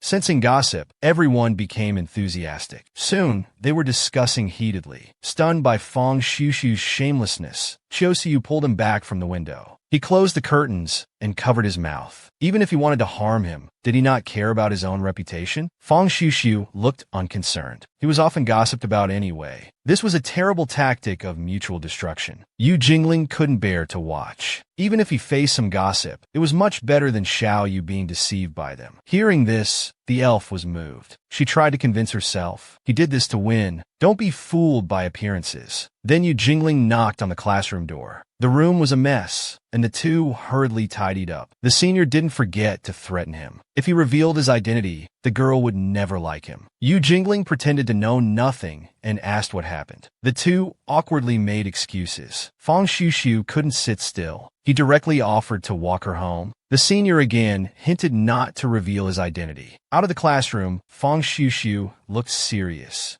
He told her the senior's private meeting must have bad intentions. The girl didn't quite believe it. How could the senior be interested in a girl like her? Why not? You're so cute, Fang Xiuxiu reflexively argued. When he realized it, his cheeks turned red. Anyway, he said, just be careful of the senior. The elf smiled. He was slow in relationships. Maybe he'd only understand if he had a girlfriend. Hearing this, the boy felt his chance had come. But she just thought that if she had a boyfriend, weird guys wouldn't harass her. It would make her feel safe. Fang Xiuxiu knew it was because of previous events that left Xiao Yu traumatized. If so, he could also protect Xiao Yu. Fang Xiuxiu immediately spoke up, wanting to confess his feelings. But the elf wouldn't let him say it so easily. She interrupted him before he could speak. In a few days, it would be her birthday. She wondered if he'd like to visit her home. As long as she invited, Fang Xiuxiu wouldn't refuse. He happily agreed. Of course he was willing. The two chatted cheerfully. On the other side of the wall, Lu Hao listened to their conversation, finding it irritating. With a gloomy face, he couldn't bear it after a while and turned to leave. As he was leaving, he bumped into someone. That person apologized to him. Looking up, he was startled. It was Su Yiren and Wei Chenghong. The two walked side by side, looking quite compatible. Lu Hao said nothing and strode away. Su Yiren watched his back, somewhat puzzled. Glancing sideways, Wei Chenghong saw the two chatting happily nearby. Looking at his expression, Wei Chenghong was lost in thought. It's that expression again. Su Yiren's face was beaming with joy. He held a carefully wrapped outfit. This was the birthday dress he prepared for the elf this year. He prepared one every year, and this year was no exception. Opening the package, the dress inside was more gorgeous than before. Birthdays only come once a year, and an 18th birthday only happens once in a lifetime. Of course, it should be more splendid. Su Yiren hugged her from behind. He placed a crystal crown on her head. Tomorrow, she would be the most adorable princess. Thinking about how Xiao Yu would wear the sparkling dress tomorrow and find true love in a sea of roses, Su Yiren was very excited. This statement made Yu Jingling pause. What was this about true love? Su Yiren quickly made excuses to avoid answering. A few days ago, Fang Xiuxiu had approached Su Yiren, telling her he wanted to confess to Yu Jingling. Hearing this news, she couldn't help but exclaim in excitement. She was very eager. Since the party venue was at the Su family home, he could only find her in advance as an insider. Fang Xiuxiu had prepared a grand surprise for her. On a stage decorated with roses, he would confess to her in front of everyone. Hearing such a romantic scene, Su Yiren waved her hand and took charge. She was really looking forward to tomorrow's grand event. He was lost in fantasy. Yu Jingling already knew.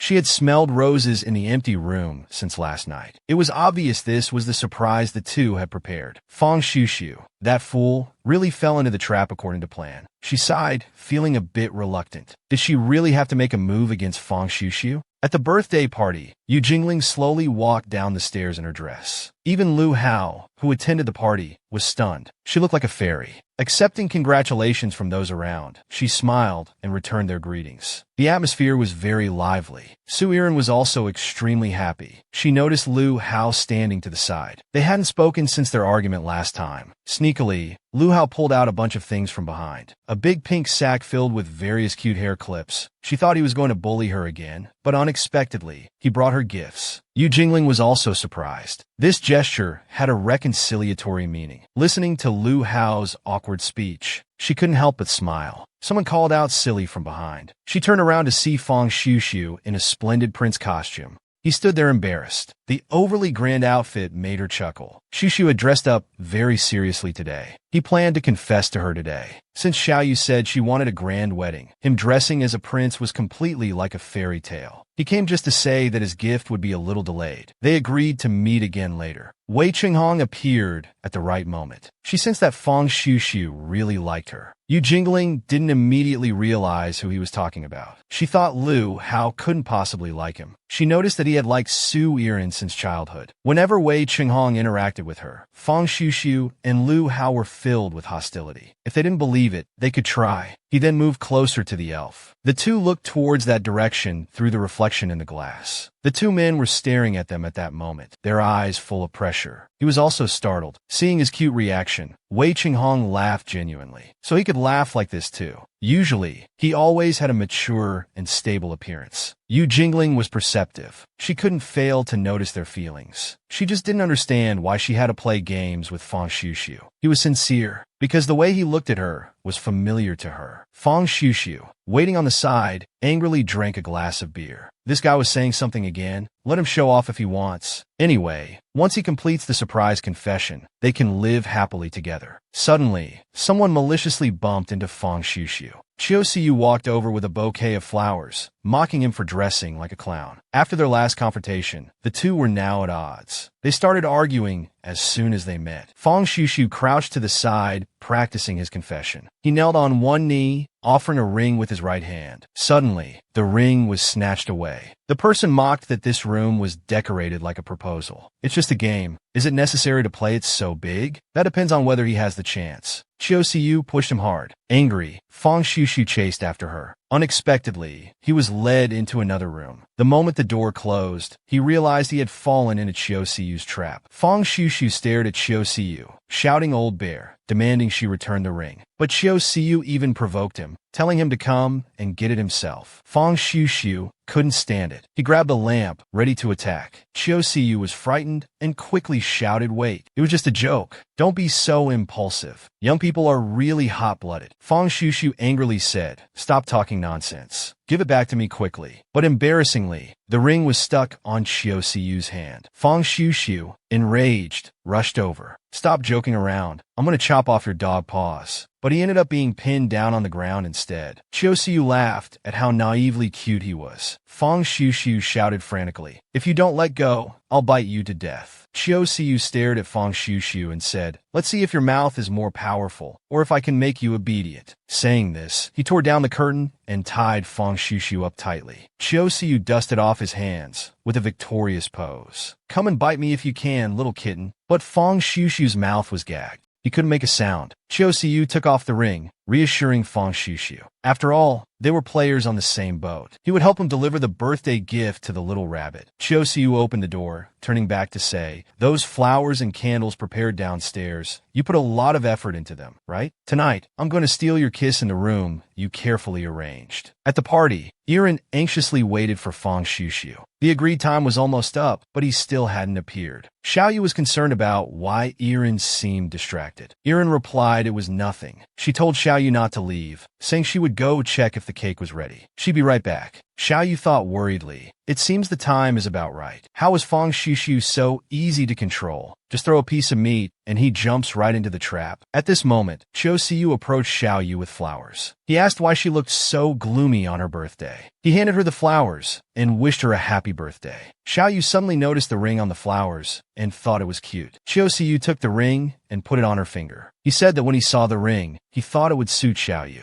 The size was just right. Xiao Yu smiled and said it seems the senior has a lot of experience. Chiu Siu looked at Xiao Yu and proudly said that experienced men know best how to make girls happy. Saying this, he pulled Xiao Yu close, saying he wanted to take her to a secret garden. Xiao Yu looked at the flowers on the ground, thinking wasn't this the confession stage set up by Fang Xiuxiu? Chiu Siu suddenly hugged Xiao Yu from behind. He said he specially chose roses for decoration. He asked if she liked it, little rabbit. Xiao Yu was startled. She said out loud that she was surprised. But in her mind, she thought, since he wants to actively replace Fang Xiuxiu and put himself in the line of fire, she won't be polite. She casually picked up a bottle of wine and opened it with a pop. Fang Xiuxiu heard a noise downstairs. He wondered if Xiao Yu had entered the room. Xiao Yu and Chiu Siu held wine glasses. She said that since she's finally 18, she wanted to try it too. After taking a sip, she felt it tasted like soda. Chiu Siu explained that it's champagne. Although the alcohol content is low, it's actually easier to get drunk on. Xiao Yu looked tipsy. She said the wine was sweet. Chiu Siu cupped her face, asking if she was okay. Xiao Yu giggled, saying his hands were cool and comfortable. Chiu Siu realized she was really drunk. It was a good opportunity. He pretended to be concerned and said, "Look at you.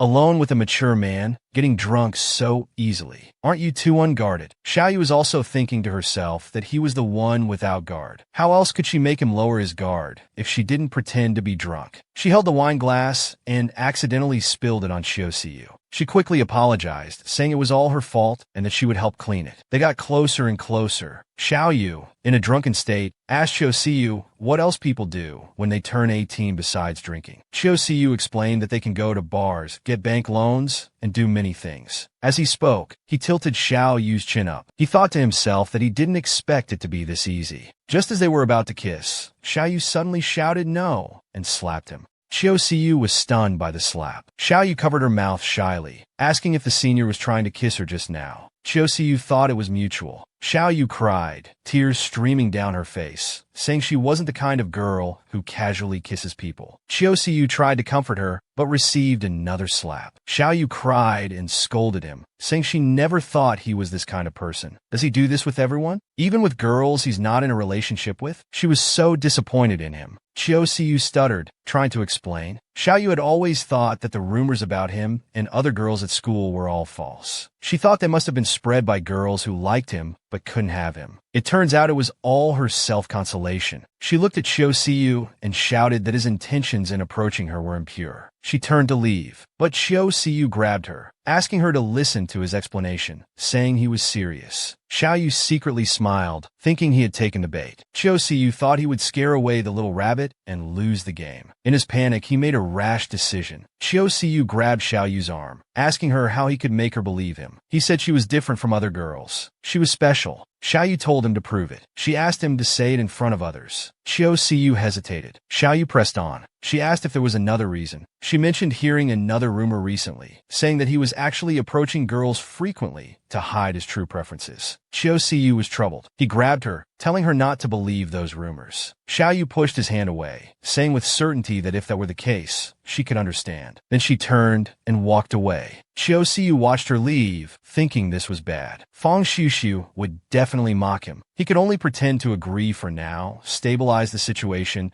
then find some unfamiliar people from outside the school to act as witnesses. Chiu Siu called out to her. If this would make her believe he was sincere, he would agree. Xiao Yu turned to look at him. She made a face and said teasingly, "I was just joking with you, senior. You're a teaching assistant after all. How could I really ask you to say such things publicly?" This expression made Chiu Siu blush. Xiao Yu looked at him and continued, "But senior, since you're really willing to go to such lengths for me, I'm truly touched. From now on, I can trust you completely." Chiu Siu looked at her, appearing moved on the surface, but thinking inwardly that his previous rough behavior had made the little rabbit wary of men, hence her testing him like this. And now she trusted him so easily. Xiao Yu wasn't naive either. To deal with such an experienced person, she had to use some multi-layered tactics to make him lower his guard. Xiao Yu pretended to care about the senior, asking if he was upset with her for testing him. She said that since he was so popular at school, she didn't want to draw attention. Chio Siu stroked her head. He said gently, "Of course not.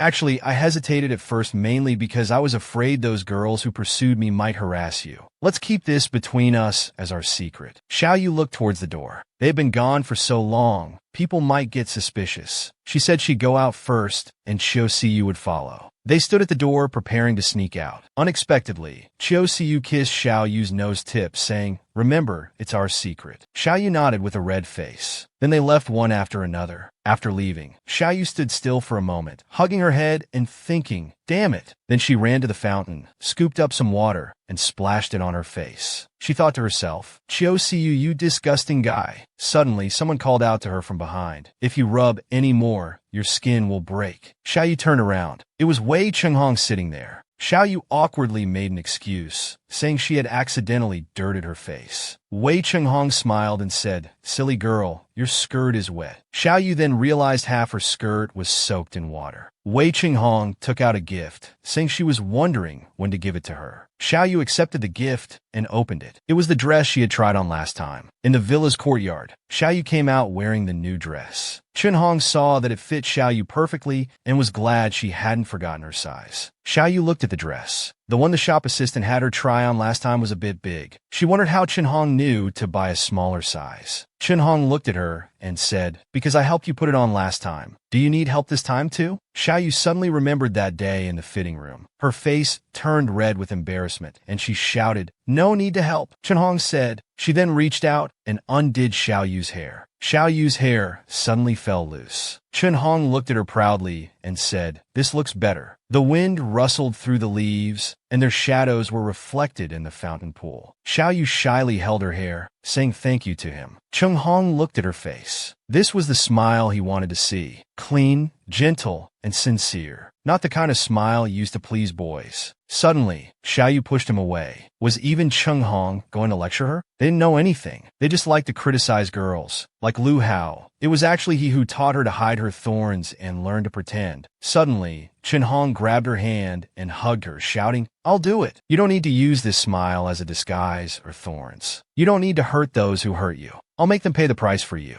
Let me handle these things." Xiao Yu looked at him in disbelief. It would make them pay for her. She wouldn't have to face those people alone anymore. Xiao Yu suddenly started crying. She wiped her tears, saying she would remember his words. If one day she couldn't protect herself, she would know there was someone she could turn to for help. At this time, Fang Xushu was still upstairs crying for help. Unfortunately, with a cloth stuffed in his mouth, he couldn't make a sound. He could only bang his head against the window. He wondered how it had come to this. Tonight was supposed to be their beautiful moment. It was all Chio Siu's fault. He steeled his heart, thinking it was only the second floor. He wouldn't lose to Chio Siu. Just as he was about to jump, a hand reached out and grabbed him. He turned around and saw it was Chio Siu. Chio Siu threw him back in, saying he couldn't let him die. While speaking, he was thinking about how to bully him. Just letting him go wouldn't be satisfying. Irun was anxiously looking for Fang Xushu. Suddenly, he heard someone making muffled sounds. He pushed the door open and was stunned. He saw Chio Siu holding Fang Xushu's feet with a blade of grass in his hand.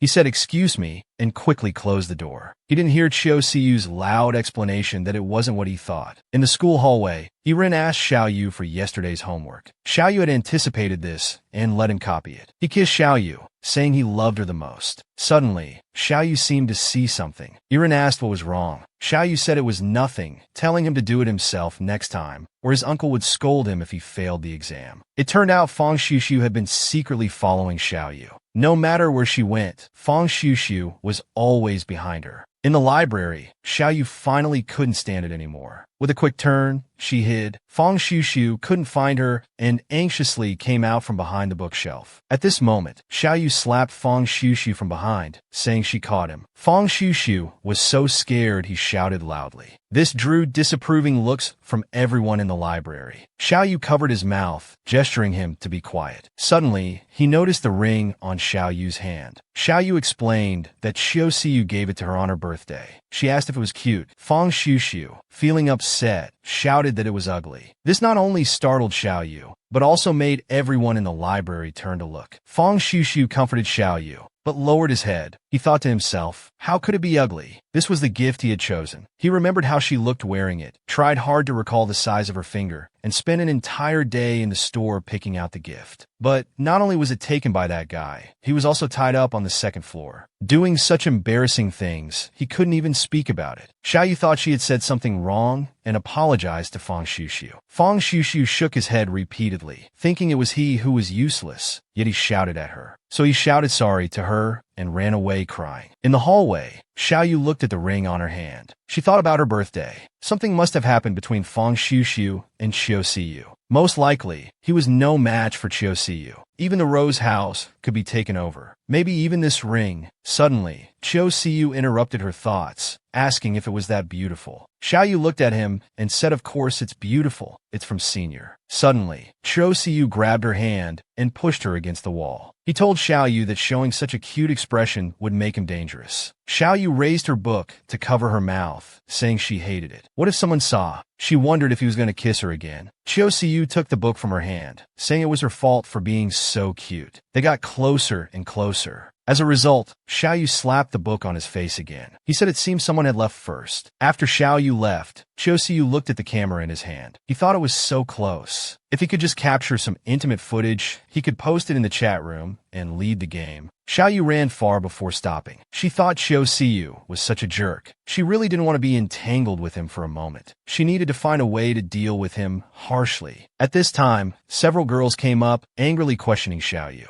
They asked if she was the girl who was close to Senior Qiu. A group of girls surrounded Xiaoyu, questioning her. You're the girl who's been close to Senior Qiu recently. Xiaoyu was startled and asked if they had any business with her. Suddenly, the short-haired girl who was leading patted her shoulder. In a sinister tone, she warned, if you don't want to get hurt, stay away from him. Suddenly, someone shouted from afar, you guys! The girls turned to look. It was Wei Qinghong. She stood on the stairs, asking if they had any business with Xiaoyu. Seeing this situation, the girls got scared and ran away. However, as they were running away, one long-haired girl turned back to look. Xiaoyu turned to look at Qinghong, thanking her for helping. Qinghong took off her glasses, curious why they would bully Xiaoyu. Xiaoyu covered her mouth and laughed, saying it was for a stupid man. Qinghong slowly put on her glasses and said, there are indeed many men attracted to you. But how can you call us stupid? Xiaoyu looked at his back, feeling speechless. She thought helplessly, if he keeps saying things like this, she would suspect he's a player too. Suddenly, someone called out to her. Xiaoyu turned and saw it was the long-haired girl from earlier. The girl asked if she could have a word with her. Xiaoyu, a bit cautious, said, let's just talk here. The girl had no choice. She looked around to make sure no one else was there before daring to speak. Qiu Siyu is not a good person. Classmate, don't be fooled by him. Xiaoyu was completely confused. In the changing room, 4 girls were sitting. So they confronted her actually, because they were afraid she would be tricked by Qiu Siyu. They were kindly reminding her. But Qinghong looked like she was about to hit someone. Xiaoyu was speechless, thinking they were the ones who looked like they wanted to hit someone. The long-haired girl introduced herself. Her name was Xiao Li, and she was the class representative in Senior Qiu's class. Occasionally, she would help him proofread some course materials. When they were alone, he always sweet-talked her. Xiao Li thought he genuinely liked her. As time went on, they gradually developed a romantic relationship. Because he mentioned his identity issues, she was willing to keep it underground. It wasn't until later that she discovered she wasn't the only one he had fooled like this. The other 2 agreed. One was a class representative from another class, and one was from the cheerleading squad. She found out when she walked in on them. Xiao Li was crying and shouting there. He was also a victim. Then the 3 of them were very angry at the time. They wanted to report this to the school, but that bastard threatened them with his phone, saying, here are all our flirtatious chat records. This was just a consensual thing. If it gets reported to the school, all of this will be made public, including videos of us getting along well. Hearing this, Xiaoyu couldn't sit still. She shouted, he actually secretly filmed you? Xiao Li said helplessly, if those videos were made public, they would definitely become the subject of gossip and jokes throughout the school. Left with no choice, they had to keep quiet. But they didn't want other girls to fall victim, so they secretly warned girls who were getting too close to him.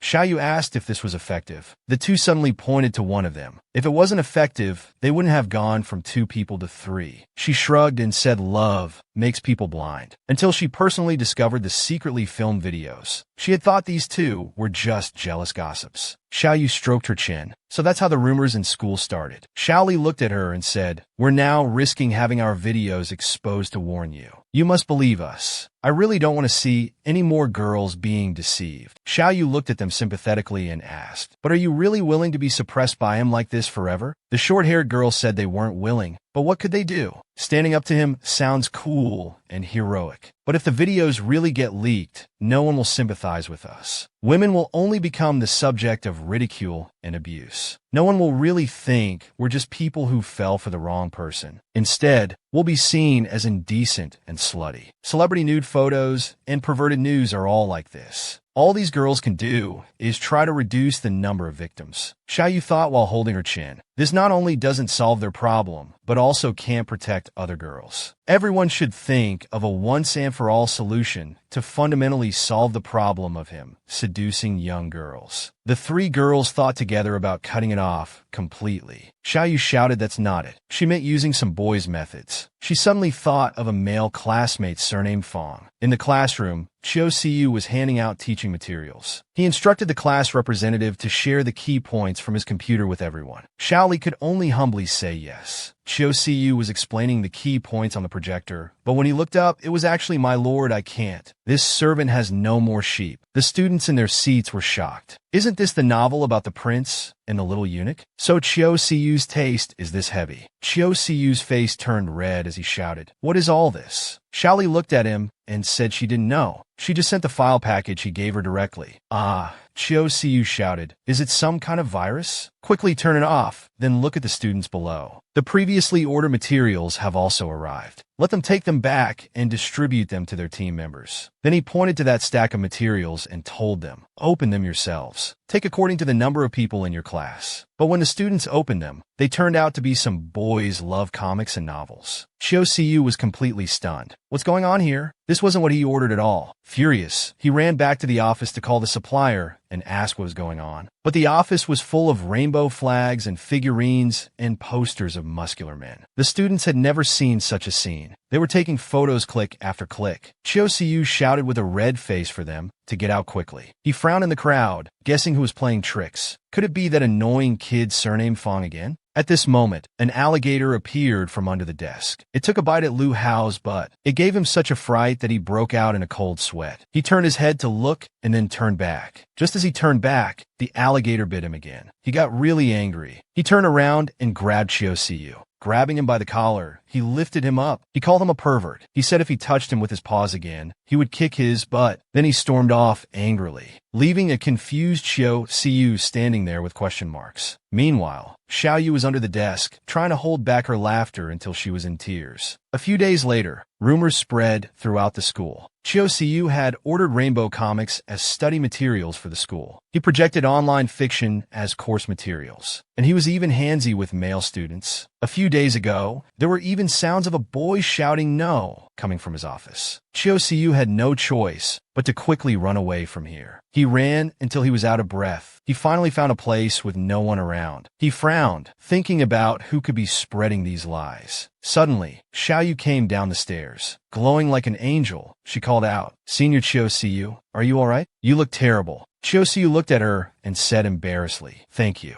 It's because there have been so many rumors at school lately. It's so annoying." Xiaoyu, still like an angel, comforted him. "I see. Rumors are indeed annoying, but I have a solution." Chiu Siyu looked at her and asked how. Xiaoyu smiled and said, "Just do something opposite to the rumors." Chiu Siyu thought, "That's right. If I openly date a girl, those rumors will naturally disappear. But who should I date?" He looked down at Xiaoyu. It seemed there was one right in front of him. Class was over, and the 3 were about to go home together. Suddenly, the broadcast called out Xiaoyu's name. "Attention, attention. You jingling from the organization department. Please report to the indoor swimming pool number 2 in the gymnasium. Xiao Yu sighed helplessly upon hearing the broadcast. It seemed she couldn't go back with them. Erin was a bit confused. What are you doing at the swimming pool? Why does your department always look for you for everything? Xiao Yu also guessed what it might be about. Maybe it's about next month's school sports meet. Then she comforted Erin, telling them to go home. She still had piano lessons tonight. Erin was still worried and asked what she should do. Suddenly seeing Lu Hao playing with his phone nearby, she arranged for Lu Hao to wait for Xiao Yu.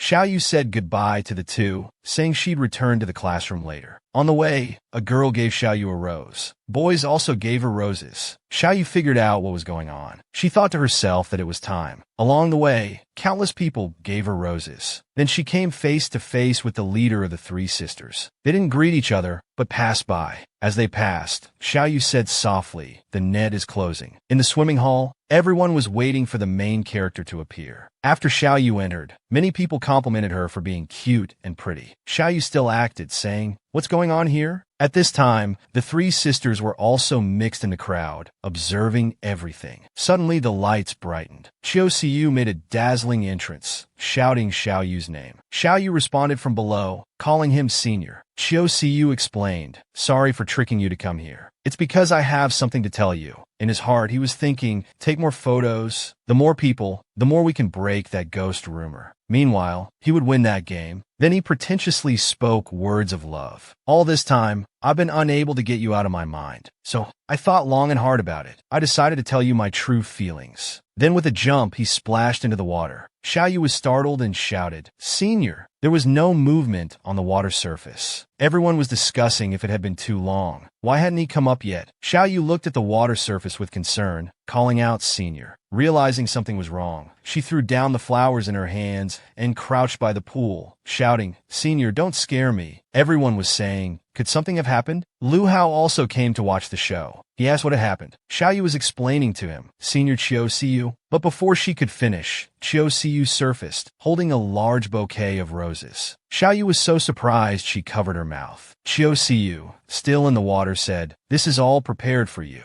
This is the magic of love." Lu Hao was instantly disgusted. Chiu Siyu frowned slightly. Ignoring him, he continued, "I did all this hoping you would understand my sincerity. You are gentle, pure, and lovely. When I didn't know what to do, you gave me advice and support. If I had to choose someone in this world to accompany each other, I can't think of anyone more suitable than you. Xiao Yu, I love you. Will you be my girlfriend?" Everyone was shouting for a live broadcast, taking photos with rapid clicks. Xiao Yu excitedly covered her mouth. Chiu Siyu persisted in asking, "Will you?" Xiao Yu looked at him, a mischievous smile playing on her lips. She said, "I won't." Chiu Siyu looked at her in disbelief. Xiao Yu continued acting, "I'm sorry, senior. I can't accept you." Everyone was shocked. Did they hear wrong? She rejected him? Chiu Siyu, still in the water, asked her, "You're not acting, are you?" Xiao Yu explained, "I've always respected you very much, senior. So whenever there's something I can help you with, I always try my best. But pretending to date is something I really can't do. Senior, you don't need to hide your true self at all." Chiu Siyu worried in the water, wondering what on earth this girl was saying. Suddenly, Xiao Yu shouted, "Even if your sexual orientation is special, you're still the senior I respect. I will always support you.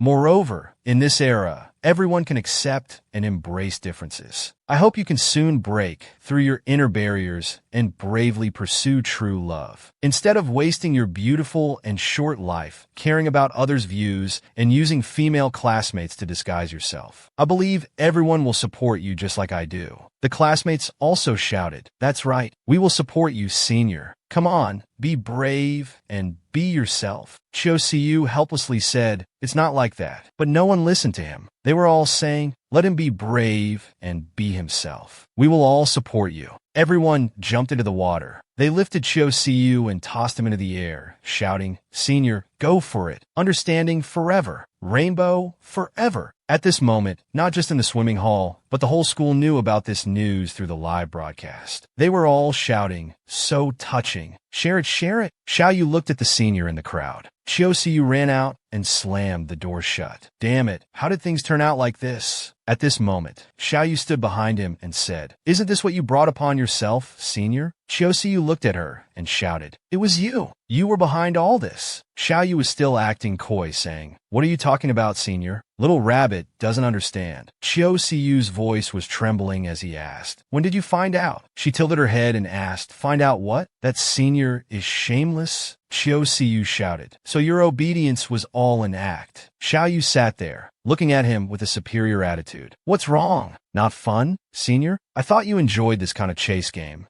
I found it very entertaining. Not only did I make the naive girls distance themselves from you, but I also inspired some people online. Thanks to me, even a scumbag like you, senior, did something meaningful and good." Xiaoyu was so angry, he almost ground his back teeth to dust. Xiaoyu continued, "You think you've won everything now? All you need to do is make some high-profile moves contrary to the rumors." Xiaoyu, furious and embarrassed, shouted, "But this is what you taught me." Then he pushed Xiaoyu down there. He took out his phone and started filming. Xiaoyu said, "Then use your body to perform and directly help me clarify the truth." Xiaoyu, pinned to the table, shouted, "What are you doing?" Xiaoyu looked at her with an evil smile. "Of course, I'm filming the process of our emotional exchange to spread the joyful news." Xiaoyu struggled weakly. Xiaoyu didn't stop at all. He continued filming with his phone, saying, "I've figured it out now. There's no need to bother with dating. Just shoot a video, clarify the rumors, and win the game in one go. And this angle is just perfect." Xiaoyu cried helplessly, "Let me go." Xiaoyu taunted, "Why are you crying? Weren't you so arrogant just now?" At this point, Xiaoyu was extremely scared, crying and begging, "Please, senior, don't do this." He was still admiring the photos on his phone. "Although I've taken many photos before, this is a new angle. It seems more exciting." Xiaoyu said sadly, "The girls from other classes, you blackmailed them with secretly filmed videos too?" Xiaoyu proudly said, "I have to say, this trick works every time. As long as I have videos and photos in my hands, what can you do to me?" Saying this, he tore open Xiaoyu's clothes. Xiaoyu could only try her best to hold on to her clothes, shouting, "Don't do this." Xiaoyu excitedly looked at the little rabbit in front of him. Suddenly, someone punched him directly in the face. He fell to the ground, and his phone fell to the side. He wiped the blood from his nose and looked up to see who it was. It was Wei Chenghong. He rubbed his hand, looking at Xiaoyu on the ground, and said, "So dirty." The curtain was suddenly pulled open. It was Lu Hao. Without a word, he also punched Xiaoyu, knocking him unconscious. Xiaoyu stood up, looking at the two of them, wiped away her tears, and said, "You came out a bit early. If it had been a little later, we could have gotten more out of him." Wei Chenghong came forward to help Xiaoyu fix her clothes, saying, "Sorry, I just couldn't watch anymore." Lu Hao was still stomping on Xiaoyu, saying, "Even if Chenghong could endure it, I couldn't." Xiaoyu was struggling pathetically on the ground. Lu Hao grabbed him by the collar and lifted him up. "You like filming, don't you? Then perform well for the camera." Chenghong, protecting Xiaoyu, added from the side, "We've recorded everything you just said, including your admission of secretly filming girls. We'll hand it over to the police as evidence." Xiaoyu showed no remorse, still blaming Xiaoyu for tricking him. Xiaoyu coldly said, "He didn't really think I would be alone with him in a room, did he?" Wei Chenghong picked up his phone, ready to hand it over to the police. Lu Hao looked at him and said, "No need for the police. I'll give him justice right here." Then he kicked him again. Chenghong looked at the phone and said, "We still need to report it to the police. Making a big deal out of this isn't good for those girls. I'll contact a familiar police officer and lawyer to handle it discreetly." On campus, Xiaoyu was arrested with a bruised face. The police officer was educating Lu Hao. "Although he deserved it, you shouldn't have beaten him like this." Under the tree, Wei Chenghong whispered to Xiaoyu, "I saw that strange chat room on his phone earlier. That's the real reason you were dealing with Xiaoyu and Fang Shushu, isn't it?" Xiaoyu lowered her eyes and asked, "You saw everything?" Then she turned her face away, secretly gripping the edge of her skirt. Unexpectedly, Chenghong quietly took her hand. They didn't say anything, just kept holding hands like that. Lu Hao, facing Xiaoyu, said, "Come on, I'll take you home." Xiaoyu didn't understand what was happening now. She turned her head to look at Wei Chenghong. Seeing that his expression hadn't changed, she agreed to Lu Hao's request. Wei Chenghong smiled and told Xiaoyu that he had something to do. It was perfect that Lu Hao could take her home, so he could be at ease. After he finished his business, they would meet at her house. While Xiaoyu was still pondering what Wei Chenghong meant by meeting at her house, Lu Hao suddenly accelerated, startling Xiaoyu.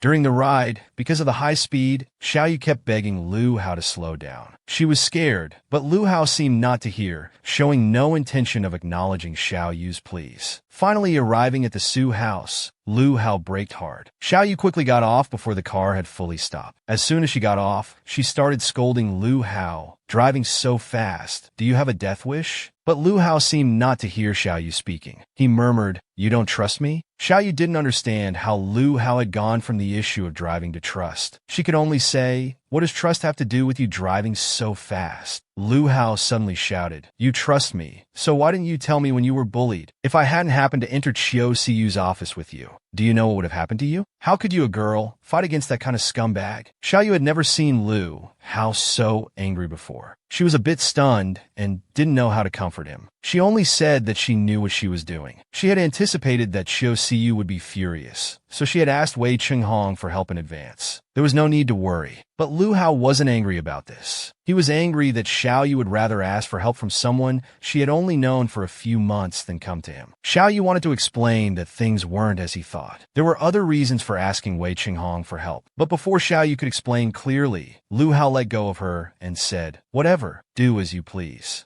After saying this, Lu Hao left without looking back. Xiao Yu quickly grabbed Lu Hao's sleeve, explaining that it wasn't like that, asking him not to overthink. The more Xiao Yu showed this submissive attitude, the angrier Lu Hao became. He didn't understand why Xiao Yu was unwilling to tell him about being bullied. After all, from childhood to now, he had always been the one to teach a lesson to those who bullied Xiao Yu. Lu Hao spoke exactly what was on his mind. Xiao Yu, looking at the angry Lu Hao in front of her, suddenly smiled. She knew Lu Hao was just worried about her, so she took the initiative to soften her stance and asked Lu Hao to forgive her. Although Lu Hao was still putting on airs, he had actually already forgiven Xiao Yu. Xiao Yu didn't know whether to tell Lu Hao everything about the chat room. Could Lu Hao be a member of the chat room? Before Xiao Yu could make a decision, Yiren suddenly poked her head out from the second-floor balcony, asking why they weren't coming in. Xiao Yu said they were coming, but Lu Hao just put on his helmet, said goodbye, and rode away on his bike. Yiren asked Xiao Yu if she had a fight with Lu Hao, as the atmosphere between them seemed strange. Xiao Yu then told Yiren about what happened at school. After hearing it, Yiren was both angry and sad. He was angry that Xiao Yu had experienced such a thing and didn't tell him. He was sad about Xiao Yu's difficult situation at school. Yiren made Xiao Yu promise that if anything like this happened again, she must tell him immediately. Xiao Yu comforted him, saying it was okay. Chiu Siyu was now being questioned by the police. Moreover, if she had told Yiren about this kind of thing, although it could be resolved more easily, scumbags like Chiu Siyu, but she was more afraid that those girls would be threatened. Just like the chat room. If she told Yiren now, he would definitely go to confront Fang Shushu immediately. But doing so would only alert the enemy. Yu Jingling looked at the furious Yiren, thinking that such dirty business wasn't worthy of Yiren's involvement. Just then, a servant knocked on the door saying dinner was ready and invited Yiren downstairs for the meal. Yiren said goodbye and prepared to go downstairs. On the way, he happened to meet Wei Chenghong, who had just returned. Yiren invited Wei Chenghong to eat together. However, Wei Chenghong said he had already eaten outside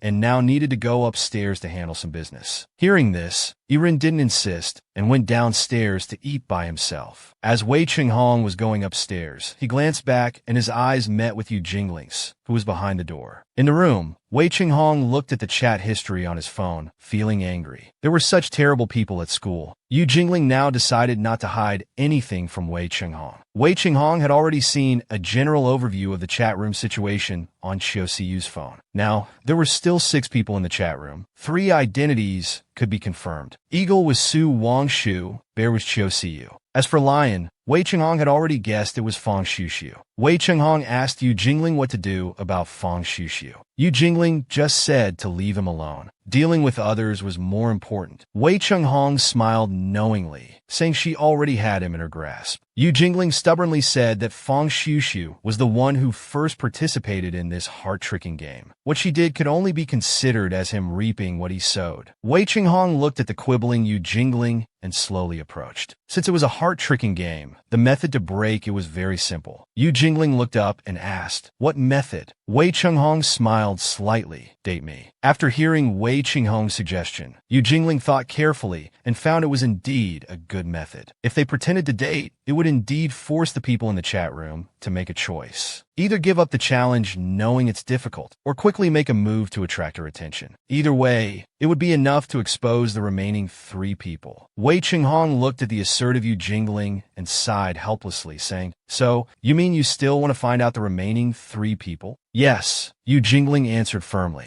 "I don't want the people in the chat room to back down, because it's difficult. They're all accomplices. Even when they saw me being insulted and mocked by those bastards, not one of them stood up to help me. They like to be spectators, right? Since they've been watching for so long, it's time they paid a price. There are still 3 people, especially Fox. I will definitely not let him off." Wei Chenghong looked at Yu Jingling with sympathy and said he would help her. "We don't need to pretend to date. Just showing some intimate behavior is enough. Only by leaving a hopeful trap will the prey fall into the net." At the school sports meet, Wei Chenghong was sweating on the track. Yi-Run stood in the stands, waving his arms to cheer for him. Yu Jingling, who was warming up nearby, suddenly saw Fang Shushu hiding in the crowd. As soon as Fang Shushu made eye contact with Yu Jingling, he couldn't help but recall the scene of her shouting at him a few days ago. He immediately wanted to run away. But at this moment, Yi-Run directly approached Fang Shushu, telling him that Shaolin was also participating in the relay race later. If he lost, he shouldn't cry. Fang Shushu stubbornly said he would never lose. The people around also teased, saying even if it was a cuteness competition, their Shushu wouldn't lose. Yu Jingling saw Fang Shushu's embarrassment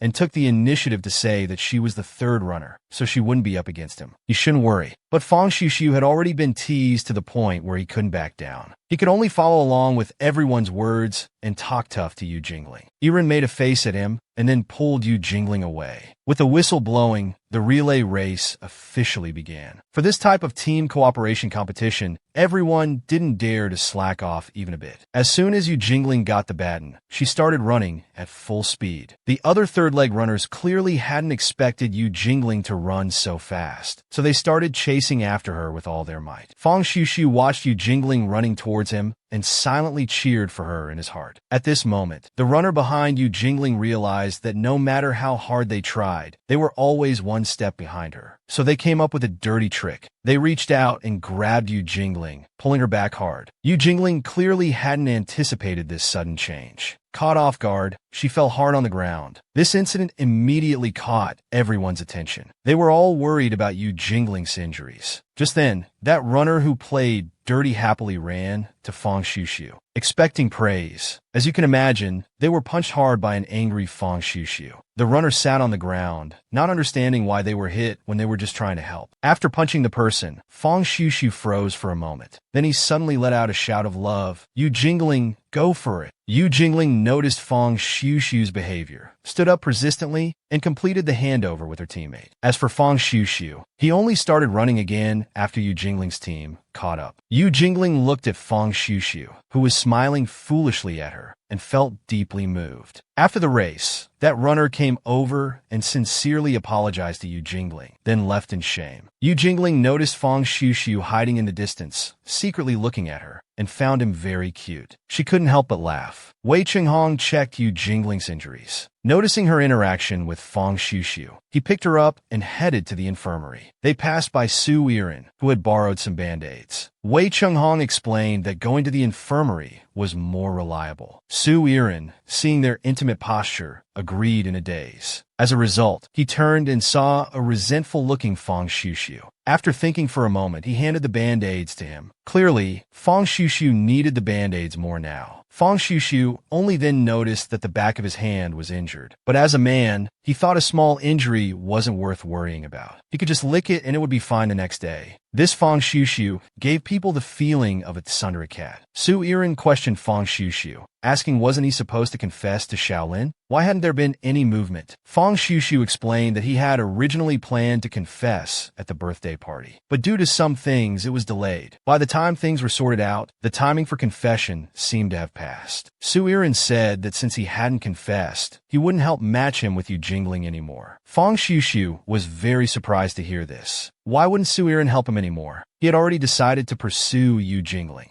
Su Iren said seriously that he helped before because he thought Fang Xiuxiu and Yu Jingling were a good match. Having one more person to take care of Xiao Ling wasn't a bad thing. But now, Wei Qinghong was clearly taking care of Xiao Ling. The two of them could be described as a perfect match. If that's the case, why shouldn't he match Xiao Ling with Wei Qinghong instead? Moreover, if Fang Xiuxiu continued to do nothing, was he willing to watch Xiao Lin stay in someone else's arms forever? After saying this, Su Iren wanted to observe Fang Xiuxiu's reaction, but he only saw a petrified Fang Xiuxiu. It was evident that he had been shocked into losing his senses by Su Iren's words. On the other side, Wei Qinghong carried Yu Jingling all the way to the infirmary. Their intimate behavior drew frequent glances from other students. Although they had agreed to pretend to be intimate, Yu Jingling still couldn't handle such a high-profile display. She buried her head in Wei Qinghong's chest, urging him to put her down quickly. Wei Qinghong obediently placed her on the bed in the infirmary. Then he leaned down and said, "I can put you down, but we still need to continue acting. But we still need to continue the act." Yu Jingling shyly asked Wei Qinghong to get up quickly. They were already in the infirmary. What more was there to act? Wei Qinghong gestured with his eyes for Yu Jingling to look behind. It turned out there was another student in the infirmary. Yu Jingling pushed Wei Qinghong while saying, "What a coincidence." Wei Qinghong straightened up with the push, smiling and saying, "We still need to pretend to be intimate like this. I thought you could endure it longer." After saying this, he took out some alcohol and started disinfecting the wound. Yu Jingling looked at Wei Qinghong's face and suddenly thought, could he also be a member of the chat room? First approaching, helping her gain trust, then hiding away. By proposing the strategy of pretending to be intimate, making others back off. Thus, winning the game when no one was on guard. After all, in the chat room, there was still one person who had never spoken. At this moment, Wei Qinghong suddenly blew on the wound, saying, "It might hurt a bit." Yu Jingling's thoughts were pulled back by this action. She looked at Wei Qinghong, who was applying medicine to her, hoping she was just overthinking. Just then, a handsome guy with white hair suddenly rushed in through the door. He anxiously inquired about Yu Jingling's injuries. Wei Qinghong and Yu Jingling exchanged glances, thinking in unison. He took the bait so quickly. The white-haired guy came forward, concerned about Yu Jingling's injury. He had seen that Yu Jingling was carried all the way to the infirmary. He was worried if the injury was too serious. After getting a negative response from Yu Jingling, his worried heart was put at ease. Seeing their conversation come to an end, Wei Qinghong timely raised a question, asking who the newcomer was. The white-haired guy introduced himself as Xie Yunxiao, a cadre from the Student Union's organization department. Yu Jingling also said he was a classmate of the same year, quite famous. Xie Yunxiao self-deprecatingly said, "After all, people like me who rely on scholarships to attend school and have to work in the cafeteria are rare." Yu Jingling quickly said it wasn't because of that. Being the top of the grade in every exam was impressive enough. Seeing the two chatting enthusiastically, Wei Qinghong couldn't help but speak up, saying that since Xiao Lin's wound was treated, he would leave first. Before leaving, he asked Yu Jingling if she would be okay by herself. Yu Jingling keenly sensed that Wei Qinghong was hinting that Xie Yunxiao might be someone from the chat room. She immediately said she would be fine. After getting the answer, Wei Qinghong left. Xie Yunxiao looked at Wei Qinghong's back and sighed, saying he had heard about this senior's family. They seem to be very powerful. Usually, these aristocratic children don't like to have much contact with people from poor families like them. After hearing this, Yu Jingling quickly defended Wei Qinghong, saying he wasn't that kind of person. Not all rich people look down on others. They happen to live together. If Xie Yunxiao didn't believe it, he could come to their place and see for himself. Unexpectedly, Xie Yunxiao had a huge reaction upon hearing this. He immediately grabbed Yu Jingling's shoulders. He asked if she was dating Wei Qinghong. Yu Jingling, looking at the suddenly excited Xie Yunxiao, shrank back a bit in fear. Xie Yunxiao also realized his behavior was inappropriate at this moment. He quickly let go of Yu Jingling's hand and explained that he was just being nosy. Usually, he noticed Yu Jingling didn't interact much with boys. Seeing Wei Qinghong so close to her today was shocking. Listening to Xie Yunxiao's explanation, Yu Jingling wasn't reassured. Instead, she started thinking. According to Xie Yunxiao's words, it was clear that he had been paying attention to Yu Jingling, but their interaction was limited to the organization department. They usually had no contact. Today's act with Wei Qinghong might have really revealed something. Yu Jingling suddenly decided to continue acting according to Wei Qinghong's script. So she immediately put on a professional fake smile and said that she and brother Qinghong had known each other since childhood. They often played together. Xie Yunxiao, hearing Yu Jingling's way of addressing Wei Qinghong, also noticed the sweetness between the two. Yu Jingling enthusiastically offered to help Xie Yunxiao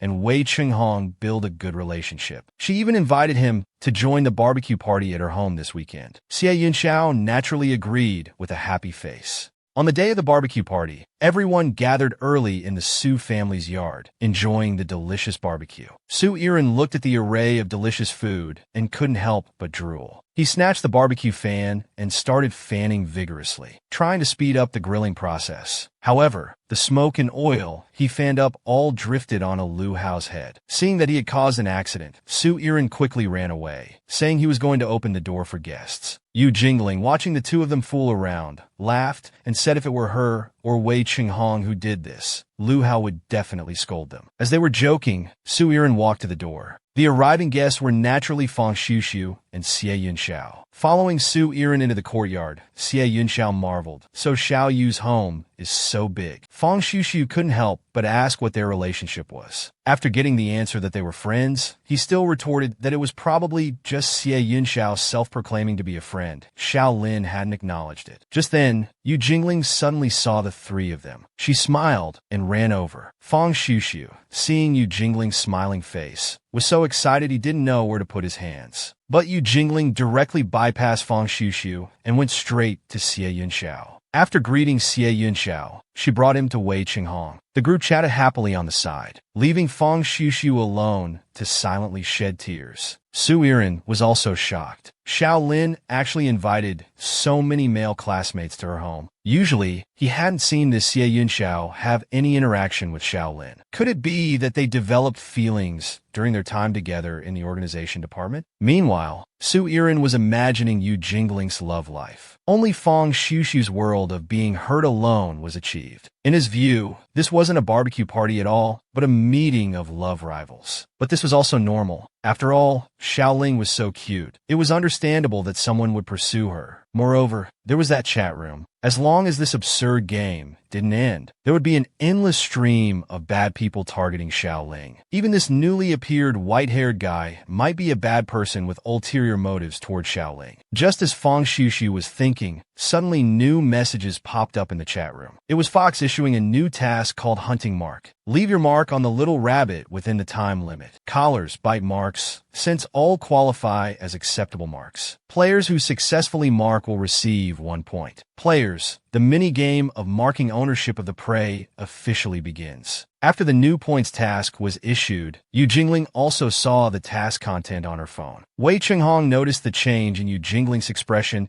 and found an excuse to send Xie Yunxiao away. He urgently asked Yu Jingling what had happened. Yu Jingling hesitated for a moment, but still handed her phone to Wei Qinghong. After he finished reading the chat room content, he couldn't help but curse. He gritted his teeth and said, "These people, they really keep lowering the bar." Yu Jingling looked at Wei Qinghong's reaction, wondering if this demeanor was genuine or just an act. Wei Qinghong thought about countermeasures and discussed with Yu Jingling. The players don't know that Yu Jingling can see the chat room content. This points task might be a good thing for Yu Jingling. She could determine who the final 3 people are based on their reactions when approaching her. To identify who the last 3 are, Fox's task this time actually trapped them in their own web. Wei Qinghong analyzed it thoroughly. However, Yu Jingling was thinking, if Wei Qinghong was also one of them, he would definitely do the opposite. He would give up the points race to maintain his innocence. If there were players without points before the game time limit ended, then Wei Qinghong would be the most suspicious one. Yu Jingling told Wei Qinghong that in the next 72 hours, she would do everything possible to let others come into contact with her, thus drawing out the snake. Wei Qinghong respected Yu Jingling's idea. He just reminded her to be careful. He would remotely monitor Yu Jingling's safety. He hoped Yu Jingling could set his phone number as an emergency contact. Be careful not to get hurt. At this time, Xie Yunxiao also came back from the kitchen. He enthusiastically came to chat with Yu Jingling. He said that to thank Yu Jingling for introducing him to Senior Wei Qinghong, he wanted to invite her to watch a movie tomorrow. Yu Jingling immediately realized that this was a perfect opportunity to create a chance to complete the task. So she immediately agreed and loudly expressed her gratitude to Xie Yunxiao for inviting her to the movie. Everyone in the courtyard heard Yu Jingling's voice. They all started whispering among themselves. At this moment, Fang Xushu suddenly appeared. He expressed his desire to speak with Yu Jingling alone for a while. After getting Yu Jingling's consent, Fang Xushu pulled her into the house. Yu Jingling knew that Fang Xushu was trying to complete the points task. He probably called her out for that. Unfortunately, his identity was already set in stone. Might as well let him complete the task quickly so she could focus on the others. Whatever tricks Fang Xushu had, Yu Jingling was ready to accept them all. At this moment, Fang Xushu turned around. As if he had made up his mind,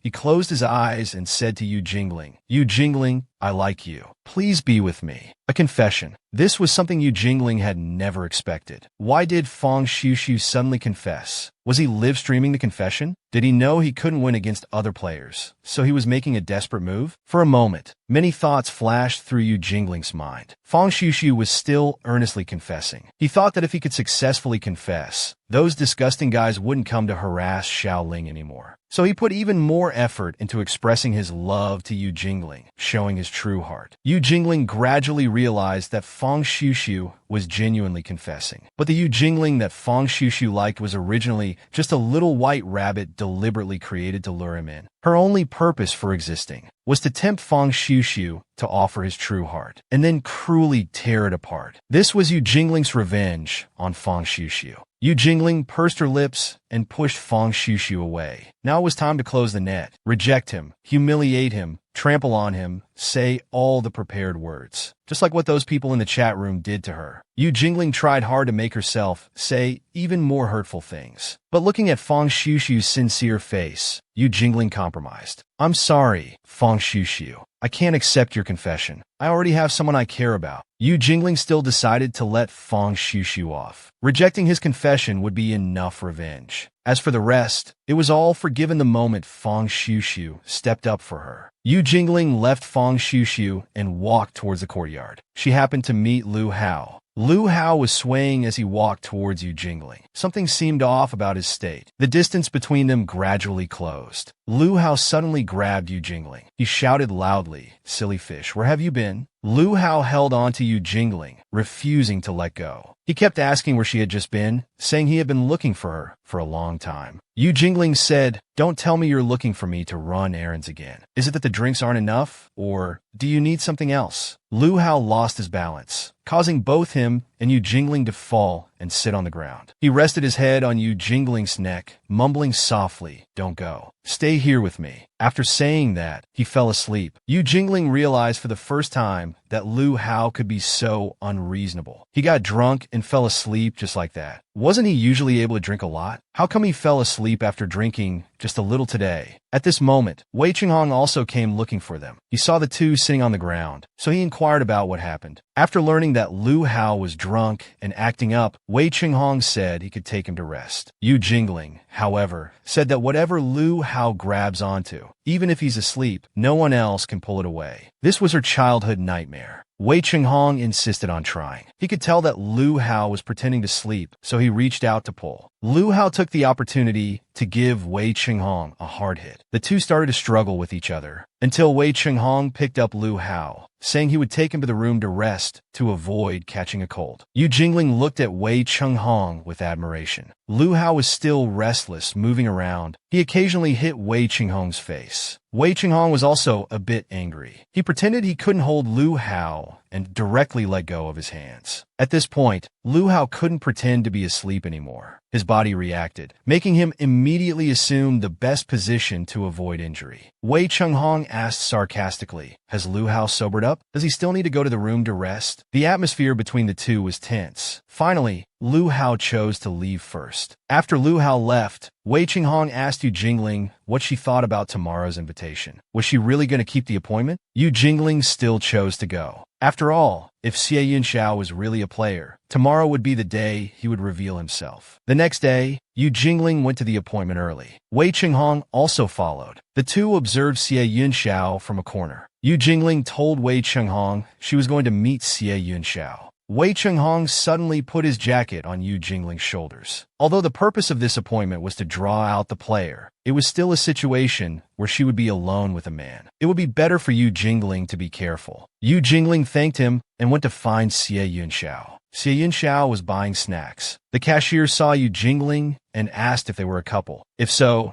they could take some photos at the promotional board nearby. If they hung them on the promotional wall, they could get a free double popcorn set. Yu Jingling immediately accepted the cashier's invitation, pulling Xie Yunxiao to take many photos in front of the promotional wall. Wei Qinghong, who was observing in secret, suddenly noticed Fang Xiuxiu, who was dressed similarly to him. Fang Xiuxiu was staring at Xie Yunxiao with envy, thinking he must not be a good person. As Xie Yunxiao and Yu Jingling walked towards the theater, Xie Yunxiao suddenly asked to hold hands. He said it would be safer to walk hand in hand since the theater was so dark. Yu Jingling didn't refuse, thinking about fishing for information. She thought to herself that Xie Yunxiao was indeed different today. When they were in the organization department, he had never expressed any affection towards her. But today, watching a movie, he changed his usual behavior. However, it would be too hasty to conclude he was a player just based on holding hands. She still needed to observe more, to let him reveal more flaws, to see if he would take the opportunity to complete the points task. So during the movie, Yu Jingling kept creating opportunities for Xie Yunxiao to complete the points task smoothly. Xie Yunxiao looked at the charming Yu Jingling. His heart was pounding like a drum for a moment. A day earlier, after Xie Yunxiao returned from the Su family, he gave the leftover food to his mother. Looking at the meager leftovers Xie Yunxiao brought back, his mother complained incessantly. How could rich people be so stingy, just giving some vegetable leaves to eat? Weren't there any high-grade beef or imported seafood? Listening to his mother's nagging, Xie Yunxiao thought to himself, if he completed the chat room task, would he still lack those little things? Back to the present, Xie Yunxiao looked at Yu Jingling, who was within reach. Necklace, bite marks, scent, all fell within the scope of success. If he left a kiss mark, would that count as completing the task? Thinking this, Xie Yunxiao slowly leaned closer to Yu Jingling. Just as his lips were about to touch her, a cup of cola fell from above, drenching Xie Yunxiao completely. He had to go to the bathroom to clean himself up. He was so close to succeeding. What was this all about? Xie Yunxiao cursed while washing the cola off his body. At this moment, the person who had just spilled the drink on him came to apologize, carrying a bag of clothes. They said they were very sorry for spilling the drink on him. Seeing how wet he was, they suggested he change into a new set of clothes. Xie Yunxiao didn't refuse the person's offer. He took the bag and went into a stall to change. After he took off his shirt, he discovered that the bag actually contained women's clothing. By the time Xie Yunxiao realized this, Fang Xiuxiu had already taken his clothes away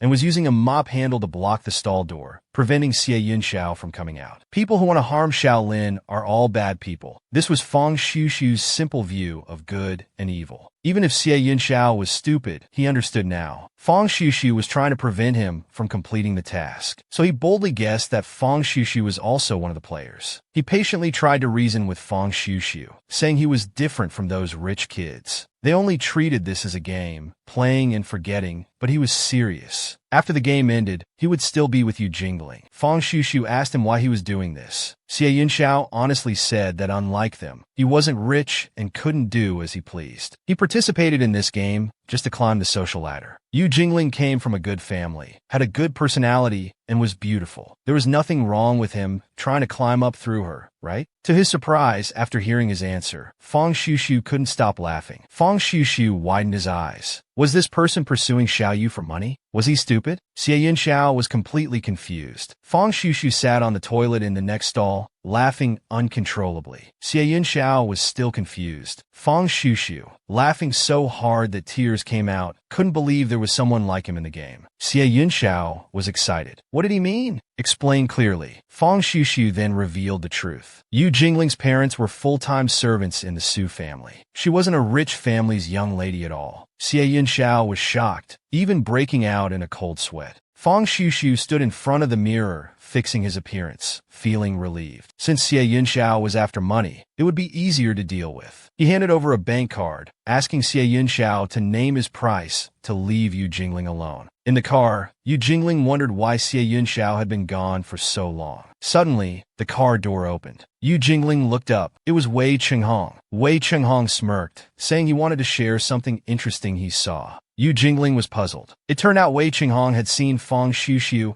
and Xie Yunxiao go into the bathroom. Yu Jingling didn't expect Fang Xiuxiu to be here too. She recalled the person she had bumped into earlier. That person turned out to be Fang Xiuxiu. Wei Chenghong specifically reminded Yu Jingling that Xie Yunxiao wouldn't be back for a while. Yu Jingling narrowed her eyes. Then why did Wei Chenghong come in? The man finally revealed his purpose. He wanted to watch a movie with Yu Jingling. Wei Chenghong quickly took off his jacket. He draped it over Yu Jingling's shoulders. The theater's air conditioning was strong. Be careful not to catch a cold. Yu Jingling's face visibly reddened. After they finished watching the movie, Wei Chenghong let Yu Jingling go out first. He would follow behind her. Once Yu Jingling was done, he would take her home. Yu Jingling carried her bag. She saw Xie Yunxiao at the bathroom door. She asked if he was all right, as he had been gone for a long time. Xie Yunxiao lied, saying he went to buy a change of clothes. Yu Jingling didn't mind. She just smiled, regretting that he missed the end of the movie. Xie Yunxiao looked nervous, stammering. It took him a while to gather the courage to speak to Yu Jingling. They sat down at McDonald's. Xie Yunxiao finally said he didn't like Yu Jingling. He apologized for causing any misunderstandings today. It was all his fault. Yu Jingling didn't understand why he suddenly said this. Her mind echoed what Wei Chenghong had told her about Fang Xiuxiu following Xie Yunxiao into the bathroom. He noticed Yu Jingling's expression change. He forced himself to continue speaking. He said he had said all the weird things. He asked if they could still be friends in the future. Yu Jingling stood up abruptly, glaring at Xie Yunxiao. Did he think he could just leave like this? The man being glared at panicked again. It was all his fault for making Yu Jingling misunderstand, but he really didn't like her. Yu Jingling pushed away the person approaching her. She demanded he reveal his true intentions for approaching her. He couldn't leave without explaining clearly. Xie Yunxiao was embarrassed. Hadn't he already explained clearly? He only saw Yu Jingling as a friend. Wei Chenghong, who appeared out of nowhere, mocked Xie Yunxiao. At this point, did he still think the person in front of him was an innocent little rabbit? He advised Xie Yunxiao to think carefully about what he should say. Xie Yunxiao looked very nervous. He didn't understand what Wei Chenghong was saying. Yu Jingling finally couldn't hold back. She shouted at Xie Yunxiao, "That vicious game that treats me as a hunting target. You're in it too, aren't you?" Xie Yunxiao continued to play dumb. He didn't know what game she was talking about. If he still refused to speak, Wei Chenghong said he would have to take special measures. Could a student like Xie Yunxiao really afford the price of being expelled from school? The person in question's last defense was finally broken. He immediately decided to tell the truth. It turned out Xie Yunxiao was the player's snake. As expected, Wei Chenghong knew he wasn't a good person. Yu Jingling didn't expect they would actually catch one of them. Xie Yunxiao almost knelt down to apologize. Although he was in that game, he had never actually participated or made a move on Yu Jingling. Yu Jingling disgustedly told him to stop pretending. If it weren't for Fang Xiuxiu's interruption, Xie Yunxiao was about to mark the man. Unexpectedly, Yu Jingling even knew about this. If so, why did she still accept his invitation? How else could they lure the snake out of its hole? Wei Chenghong continued. He feared they might have drawn out a two-headed snake. Just now in the bathroom, Fang Xiuxiu and Xie Yunxiao must have made some deal. Otherwise, Xie Yunxiao wouldn't suddenly want to quit the game. Xie Yunxiao confessed everything. Fang Xiuxiu had given him a sum of money to force him to withdraw from the competition. Wei Chenghong pondered, not expecting there to be a pay-to-win player. Yu Jingling had her own considerations. Fang Xiuxiu probably wasn't doing this just to win the game. Xie Yunxiao truly knew he was wrong. He begged Yu Jingling, considering they were once friends, not to report this to the school. Otherwise, he would be in trouble. Yu Jingling wasn't buying it. Now he remembered they were friends? If he really considered her a friend, why didn't he say something when he knew about this game? Xie Yunxiao explained that the game participants were all rich young masters. He didn't dare offend them. As he spoke, he put his hand on Yu Jingling's shoulder. Wei Chenghong suddenly stood up and pushed him far away. If Xie Yunxiao dared to get close to Yu Jingling again, Wei Qinghong would make him regret it immediately. Xie Yunxiao couldn't be a coward anymore. He could tell everything he knew as long as they would let him go. Wei Qinghong didn't speak. He was waiting for Yu Jingling's thoughts. Unlike Xiao Siyu and Su Wangshu, they didn't have any leverage on Xie Yunxiao. If they really reported this to the school, it might not necessarily do anything to Xie Yunxiao. The most satisfying revenge at this moment would be to beat Xie Yunxiao up right here. If they let him off like this, although Yu Jingling felt very unwilling,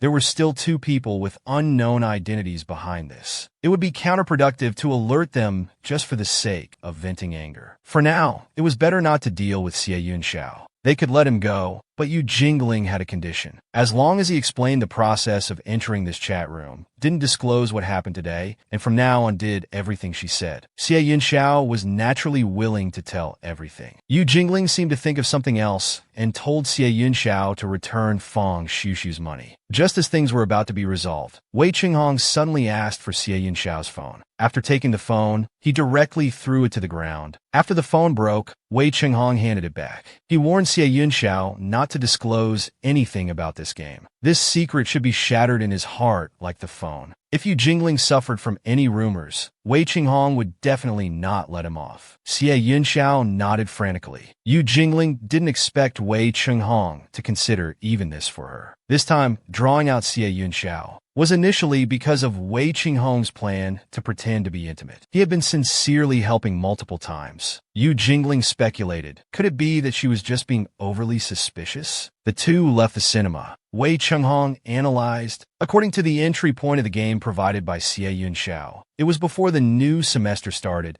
in a card inserted in the new school uniforms sent by the school. Thinking about it this way, the person who planned this game must be in the school. Yu Jingling continued, even knowing this point, the scope hasn't really narrowed down. If it were an email, there would still be clues to trace. But for packages sent from the school's official website, there's basically no way to investigate further. Should be able to find out who was responsible for sending it, Yu Jingling thought. The uniforms sent to students by the school before the semester started were sorted and packed by student cadres or volunteers. The school's workers can certainly be traced, but not necessarily the students. Yu Jingling knew this so clearly because she was also one of the student volunteers who helped distribute uniforms this semester. At that time, from sorting to mailing, there were over 30 students in total. Except for a few familiar ones, Yu Jingling couldn't remember any of the others. It seems that digging out the fox from the source is not feasible. However, this marking game did expose the fox's tail.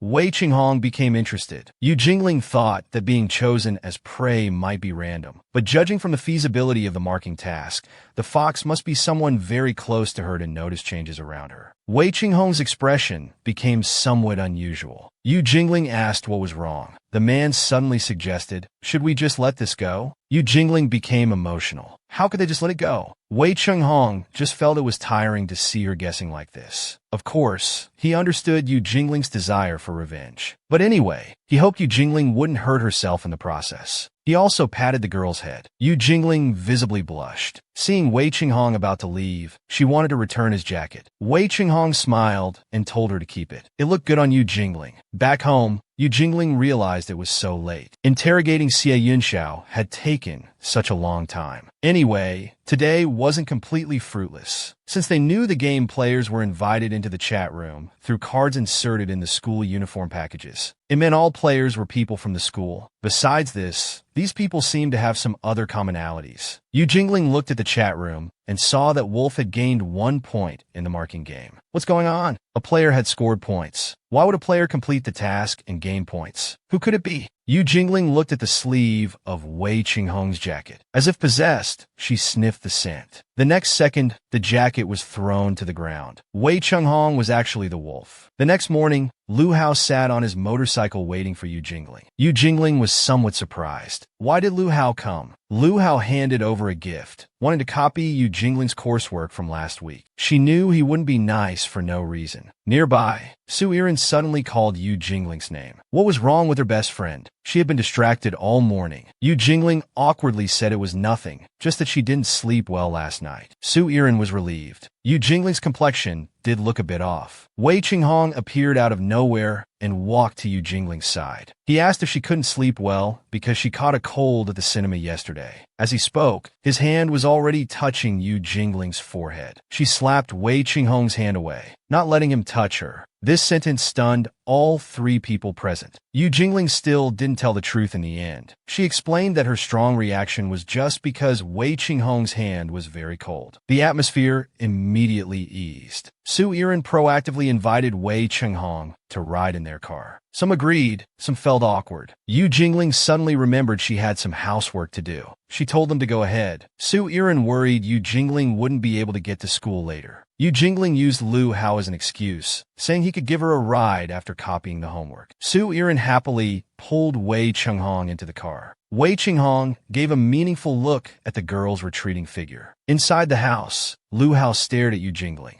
Yu Jingling thought about Wei Qinghong being the wolf. She felt so angry she could grind her teeth. Not knowing what Lu Hao suddenly thought of, he pinched Yu Jingling's chin. She was a bit nervous, wondering what he was doing. Lu Hao touched Yu Jingling's brow, saying it was all scrunched up. Yu Jingling struggled, telling him to let go quickly. Lu Hao laughed, saying the silly fish wanted straight eyebrows, asking if she wanted him to draw them for her. Yu Jingling directly punched him, making Lu Hao laugh out loud. For a moment, the atmosphere between them became rippled. The fallen curtains made the ambience even more ambiguous. Lu Hao's face also took on a tinge of red. The next second, Lu Hao started pinching Yu Jingling's face again, reminding her to hurry or they'd be late. Yu Jingling pinched her own face, wondering if Lu Hao was about to kiss her just now. She patted her face, reminding herself not to overthink. Lu Hao liked Yiren. At this moment, Su Yiren called Yu Jingling. It turned out to be Wei Qinghong calling from Su Yiren's phone. He asked if Yu Jingling was still at home. He had left his phone at home and wanted to trouble Yu Jingling to find it in his room. It should be on his bedside table. Yu Jingling went to Wei Qinghong's room. Indeed, it was on the bedside table. Yu Jingling looked at that phone and fell in a deep thought. If Wei Qinghong was a player, the evidence would be in this phone. Lu Hao, riding his motorcycle, saw Yu Jingling coming out of Wei Qinghong's room. He asked where she was going, saying their next class was about to start. Yu Jingling said she wanted to go to the library and told Lu Hao to go ahead. In the library, Wei Qinghong saw her coming and smiled. He was holding quite a few books. He asked Yu Jingling to put the phone in his pocket. Not having thought of a way to deal with Wei Qinghong, Yu Jingling couldn't make him suspicious for now. After putting the phone in Wei Qinghong's pocket, Yu Jingling said she still had class and left first. Wei Qinghong wanted to go downstairs to chase after her. Unexpectedly, he missed a step and fell to the ground. Yu Jingling still couldn't help but go check on him. Wei Qinghong was a bit embarrassed, saying it was his own carelessness. The moment Yu Jingling went over to help pick up the books, their hands touched. Wei Qinghong smiled and apologized, saying he couldn't see clearly without his glasses. Yu Jingling's heart rippled again. She handed the glasses to Wei Qinghong. She stood up, about to run,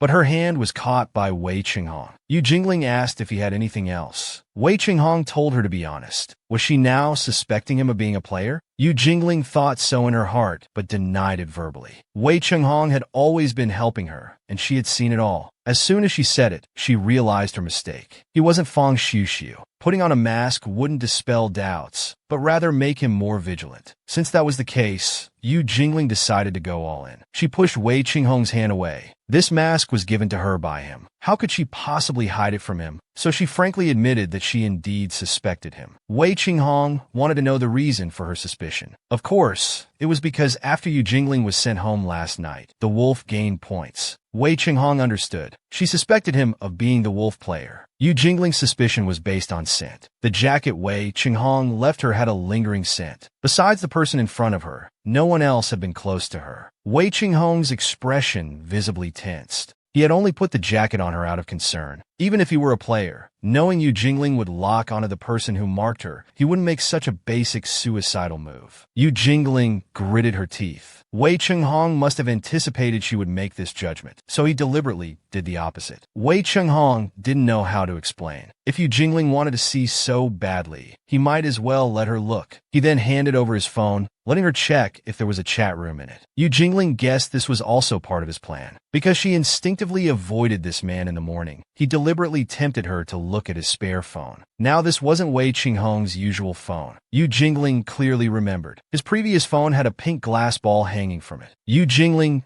could no longer trust anyone. She even doubted if she had really misjudged Wei Chenghong. If she had really miscalculated, those words she said must have been very hurtful. But another soul inside her stood up, encouraging her that she wasn't wrong. In this world, no one is worthy of trust and dependence. Apart from her own judgment, even if there were collateral damage, it was all to protect herself. Yu Jingling repeated the words "protect myself" for times. She questioned again if this was really protecting herself. The two little people in her heart kept fighting. Was she really protecting herself, or was she hurting herself? Wei Chenghong walked in the library corridor. Suddenly, someone called out to him from behind. Immediately after, he was punched by Lu Hao. This sound attracted Yu Jingling. She secretly watched what the two were doing. Lu Hao threw a punch, which Wei Chenghong caught with his hand. "You want to use this sneak attack trick twice?" Lu Hao, furious, wanted to know what Wei Chenghong had said to Yu Jingling. He had felt strange from the beginning. Wei Chenghong always acted like he was protecting Yu Jingling, but he never really stayed by her side or did anything practical. At most, he just put on a show like now. Wei Chenghong was very displeased. Lu Hao seemed more like the one pretending and acting. He didn't understand what Lu Hao was insinuating. If he couldn't beat Wei Chenghong in an argument, he should have the guts to fight. The loser would stay away from Yu Jingling. Wei Chenghong put on his glasses. He would never treat Yu Jingling as a trophy. It was Lu Hao who was taking risks. The thief who shouts, "Catch the thief," often shouts the loudest. Yu Jingling, eavesdropping, wondered countless times if she had really misjudged him. Perhaps the wolf player was really someone else. Could it be Lu Hao? Yu Jingling knocked on her forehead. Now she's even suspecting a Hao. Yu Jingling returned to the classroom with Lu Hao. Su Yiren complained about why they came so late. The first class was already over. Yu Jingling said something had held them up. Su Yiren looked at their expressions. Then he punched Lu Hao. He must have bullied Xiaoyu. Lu Hao was completely confused. Su Yiren had already dragged Yu Jingling away to swimming class. In the afternoon, the two stayed in the corridor. Yu Jingling was very sorry. It was all her fault that Lu Hao got hit. Lu Hao rubbed his injured head, mumbling, "Maybe I deserved it." Yu Jingling didn't understand what he meant. Lu Hao explained. Although he had told Yu Jingling that if she was bullied, she should tell him and he would help her get revenge, Yu Jingling had never asked him for help. Perhaps her troubles were something he couldn't interfere with. Yu Jingling was surprised and called Lu Hao by his nickname. Lu Hao tentatively asked Yu Jingling if she liked Wei Chenghong. How could that be? Yu Jingling hadn't expected him to ask this. Lu Hao could see that the girl in front of him would be upset for that man. After all, one cannot protect someone who doesn't want to be protected. Watching Lu Hao's retreating figure, Yu Jingling couldn't help but think, no wonder he misunderstood that she liked Wei Chenghong. All this time, her mind had been full of guessing who the players were. She suspected Wei Chenghong, and even Lu Hao, whom she grew up with. She couldn't trust anyone. At that moment, Yu Jingling really felt that Wei Chenghong was right about her. Perhaps she should really let go of everything and detach herself from revenge. Yu Jingling looked at her phone. The dark little person in her heart emerged again. What if these suspicions weren't wrong? Yu Jingling turned off the light. It seemed like she had made some major decision. In the swimming pool, the coach reminded everyone that beginners should not approach the deep end. Swimmers should take care of non-swimmers. Lu Hao put on his swimsuit and prepared to enter the water. Su Yiren suddenly appeared and tried to push him, but Lu Hao dodged. He ended up falling into the pool himself. Su Yiren angrily told Lu Hao to come down if he dared. Lu Hao teased Su Yiren from the shore. This made many classmates laugh out loud. At this time, Yu Jingling, dressed in her swimsuit, walked towards them. She stopped in front of Lu Hao, called his name, and asked if he was willing to teach her how to swim. Lu Hao jumped into the water directly and extended his hand for Yu Jingling to come down. Yu Jingling was stunned. Lu Hao then explained, "How can you learn without getting in the water? Are you going to do the dog paddle in the air?" After Yu Jingling got into the water, she naturally wrapped her arms around Lu Hao's waist. He supported her body and let her try to swim a bit. Their interaction sparked discussions among many classmates. They all thought they were childhood sweethearts. Yu Jingling had said before that she wanted a boyfriend. Why not just pair up with Lu Hao? Some tactless classmate asked if Su Yiren thought the same. Su Yiren's eyes lit up with stars. If that were the case,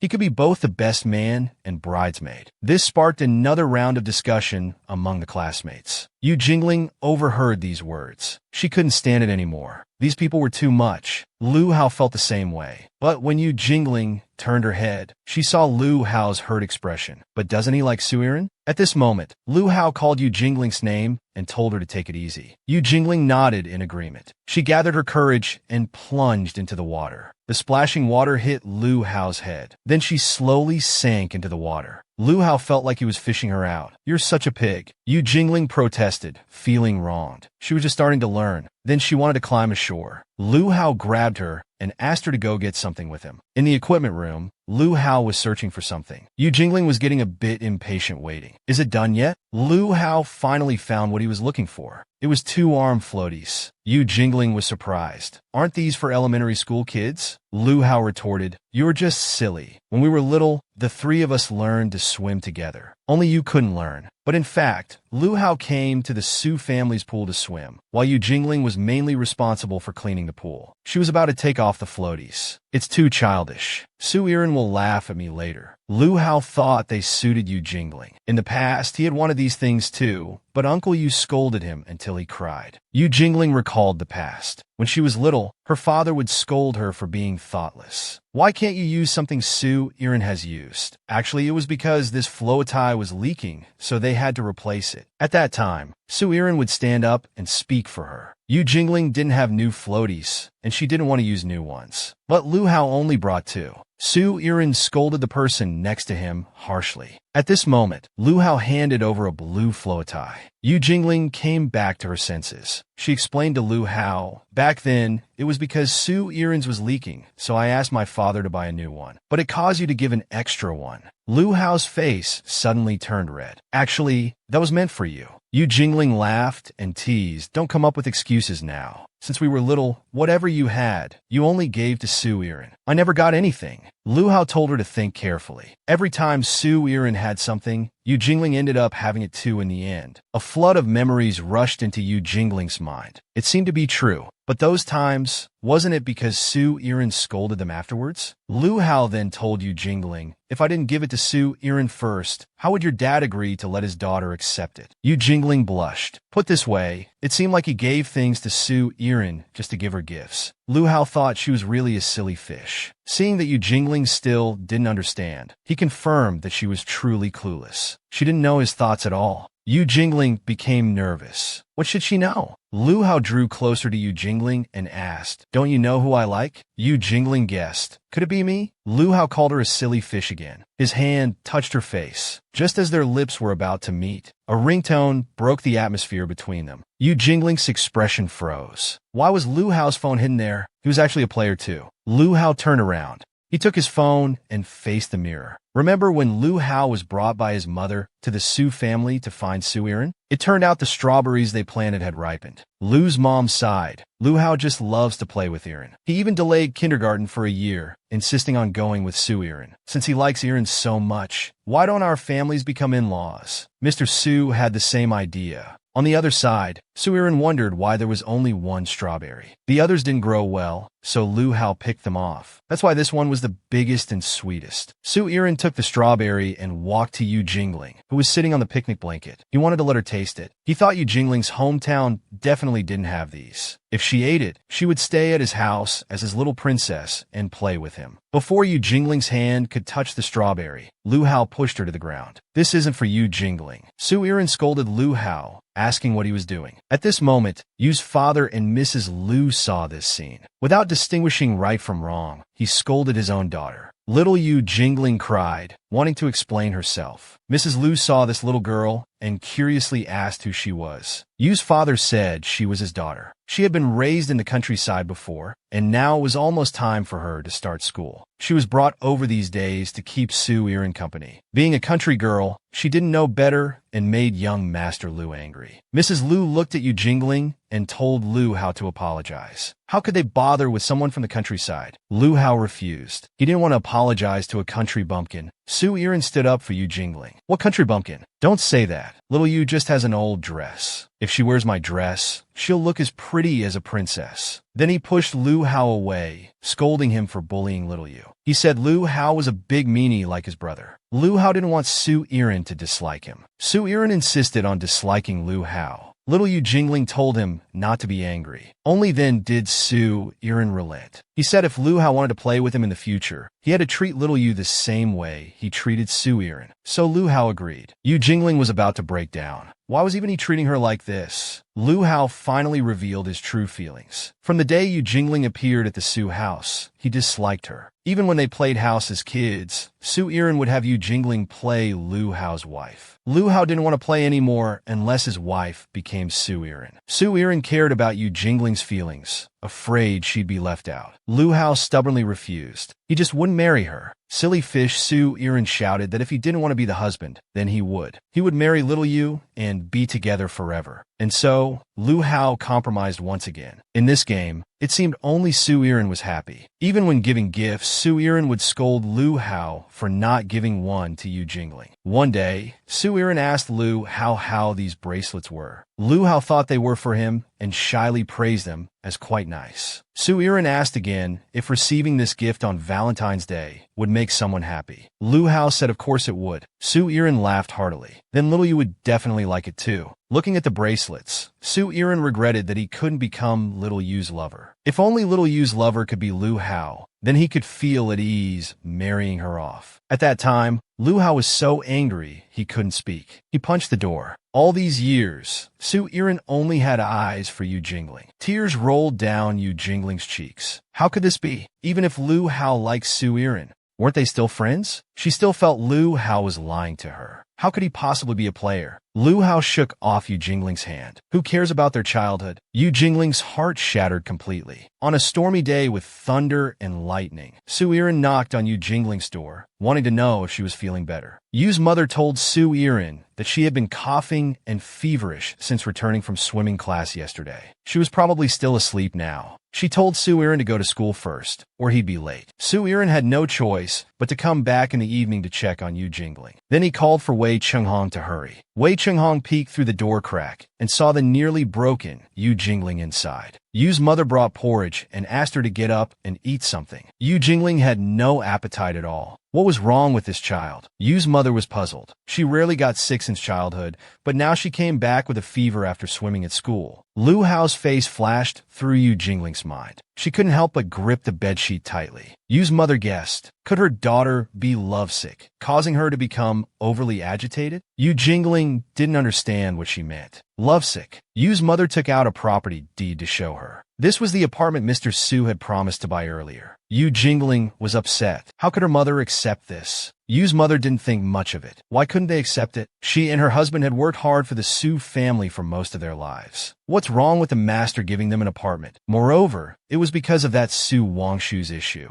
Those painful memories were dredged up once again. Yu's mother continued. This was already unfair to the Yu family. If that incident got out, both families would be ruined. Mr. Su naturally wanted to keep the Yu family quiet. Besides, Su Wangshu had caused trouble at his school abroad. He might return to the country next month. The thunder outside matched Yu Jingling's current mood. How could he be coming back? Wasn't it agreed that as long as she was here, he wouldn't return? Yu's mother comforted her daughter. This was still the Su family's house after all. Just avoid him more in the future. After Su Wangshu graduates, they'd move to the apartment Mr. Su gave them. Mr. Su also said he'd help find a job after graduation and even arrange a good marriage. Yu Jingling threw the property deed on the ground with a thud. She didn't want any damn apartment. Yu's mother scolded her for acting this way. Yu Jingling grabbed her mother's hand, desperately wanting to leave the Su family. She didn't want the apartment or job. She wanted to move out now. At this moment, Yu's father burst in. What nonsense was his daughter saying? Where would they find a school with such good conditions if they moved out now? Yu Jingling didn't want to stay in that school anymore. It was just a playground for rich kids to pass time. Why should someone like her be there to be laughed at? As soon as she finished speaking, she received a solid slap. All three were shocked. Yu's father continued ranting. He and his wife had gone to great lengths to get Yu Jingling into that kind of school. It was also a joke. How many poor people work hard their whole lives but can't achieve class mobility? Just being in this circle, getting to know more second-generation rich kids, was paving the way for her future. What's wrong with being bullied a bit? Just grit your teeth and get through it. Yu's mother shielded her daughter, saying, "How could you hit her?" Yu, jingling with tears in her eyes, said, "What do you mean just grit your teeth and get through it? Father doesn't even know how I'm bullied by the boys at school." Yu's father dismissed it. Which boy doesn't bully girls at school? He told Yu Jingling to find a way to make the boys like her. While she's young, wouldn't it be good to date someone from a wealthy family? Yu Jingling finally understood. This was her father's expectation in sending her to that school. Yu's father didn't expect much from a girl, so he told her to stop talking about leaving the Su family. Such ungrateful foolishness. Yu Jingling stood up. If her parents wouldn't leave, she'd go by herself. Yu's mother called for her daughter to come back. Yu's father said Yu Jingling would understand her parents' good intentions after suffering for a few days. Yu Jingling walked barefoot on the rainy street. In her mind flashed the entire process of these men abusing her. She lost her footing and fainted on the ground. Fong Shushu, who was passing by, saw her. Fong Shushu brought Yu Jingling to his home. She was already on a 4 drip. The family doctor said her temperature had gone down, but she still needed the 4. He'd bring more tomorrow. Fong Shushu looked at the sick person with a complex expression. Thinking back to a few hours ago, Su Irin said Yu Jingling was sick. Fong Shushu wondered how she could suddenly be like this. Su Irin nodded. It was after the swimming class yesterday. Yu Jingling started feeling unwell, so she took a sick day and didn't come today. Fong Shushu was very worried about her health. Had she seen a doctor? Su Irin shook her head. Yu's mother thought it was just a cold and didn't need to go to the hospital. Plus, it was raining today. She was worried Yu Jingling might catch a chill if she went out, so she just took a day off to rest at home. Fong Shushu remembered he had a family doctor. He ran to call the doctor over. In the car, Fong Shushu was extremely anxious. They were just 1 street away from Yu Jingling's house. As the car approached, he saw a frail figure. Fong Shushu quickly got out of the car and called Yu Jingling's name. What happened to little Yu?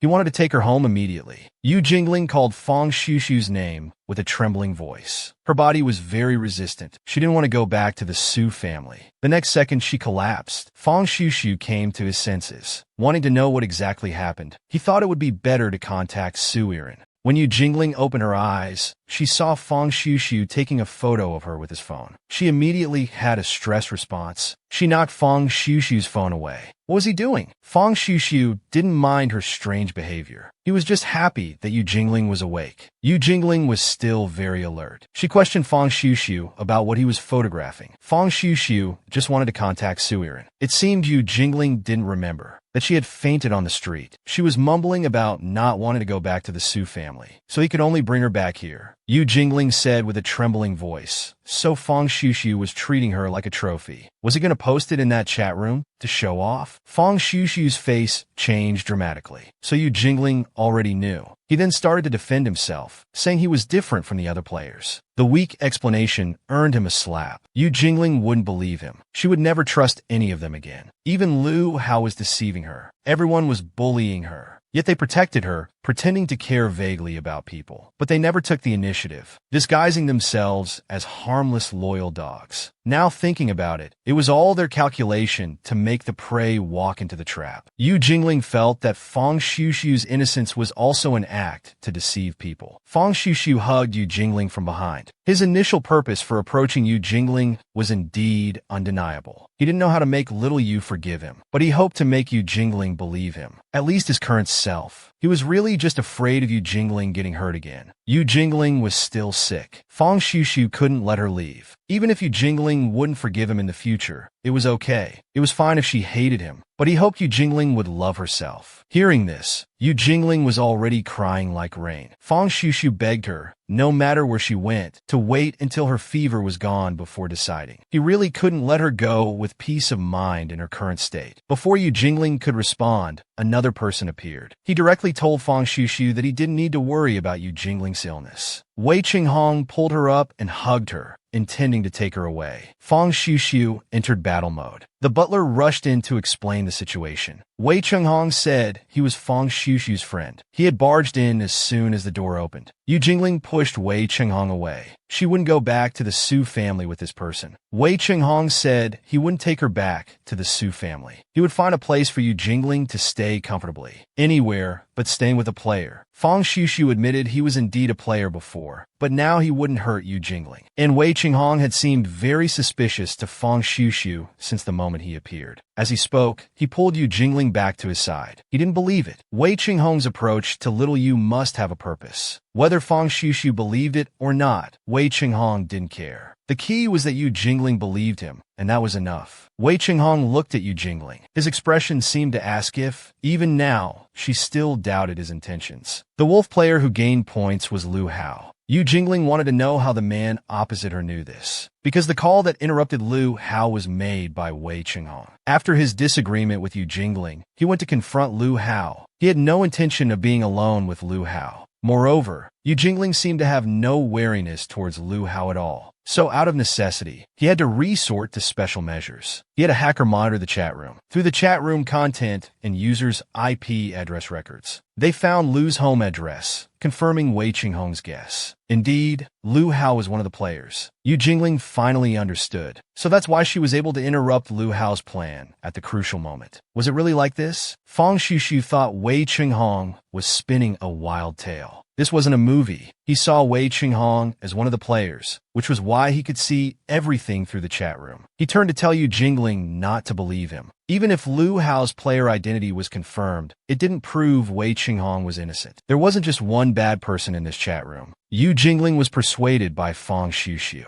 Even if Wei Qinghong wasn't the wolf player, the mastermind behind all this was the truly terrifying villain. Fang Xiushu asked Wei Qinghong to prove he wasn't the fox. Wei Qinghong remained calm, because he had also caught that fox. Yu Jingling couldn't believe he had already found it. When Wei Qinghong was about to say the person's name, Yu Jingling interrupted him again. Why should she believe his words? Just based on Wei Qinghong's one-sided accusation, Yu Jingling didn't want to be influenced. Wei Qinghong asked her to listen to him. Fang Xiushu stood in front of Yu Jingling, not letting this bad man touch her. Wei Qinghong threw Fang Xiushu against the door. Emotionally, he grabbed Yu Jingling's hand. Even if she didn't want to hear that person's name, would the facts change? Yu Jingling probably had guessed a bit in her heart. The person who could clearly sense the mark on the prey, always keep track of the situation and issue tasks, who was so close to Yu Jingling, yet pushed things from behind the scenes. Could that person be Su Iren? Yu Jingling couldn't accept the truth and broke down screaming. Seeing Yu Jingling like this, Fang Xiushu was at a loss. Wei Qinghong expressed deep regret. He didn't want to say this truth out loud either, but he could catch Su Iren for Yu Jingling's sake. In the Su family home, when Su Iren heard that Yu Jingling had run away from home, her expression became tense. Yu's mother just lectured her husband a bit, and she ran out in a huff. Yu's father thought, should they arrange for people to go out and look for her? Yu's parents told Mr. Su not to bother about Yu Jingling. She had received so many favors from the Su family since childhood, but was ungrateful. She only caused trouble. They were too ashamed to take such a daughter back. Mr. Su told Yu's father to calm down and not say such angry words. Yu's father still insisted. She would learn her lesson and come home on her own. Su Iren was very worried about Yu Jingling. She guessed if she had gone to Lu Hao's house. She called Lu Hao and asked him to come out. After they met, Lu Hao asked what was the matter. Su Iren handed over a bag. She said it contained Yu Jingling's change of clothes. Lu Hao didn't understand why she was giving it to him. Su Iren told him to stop pretending. There was no need to keep secrets between them. Not many people knew Yu Jingling. Besides Lu Hao's house, where else could she go after running away from home? Lu Hao looked confused. What, running away from home? Su Iren was a bit helpless. After all, they grew up together. Lu Hao must know about big and small events. Yu's father started scolding Yu Jingling right away, without even figuring out who caused the trouble. Remember when Yu Jingling first came? She wasn't like this back then. When they were little, Su Iren played house with the servants. She would have the servant play the princess and ask if she wanted to marry the prince. The servant would go along with Su Iren's words, but it displeased the young miss. The princess shouldn't agree to the prince. This monster was pretending to be the prince, and the princess should duel with the monster. The servant was embarrassed, thinking to go along with the young miss again. Su Iren threw away the princess, not wanting to play anymore. She was bored with these things too. She wanted new toys and asked her father to buy new ones.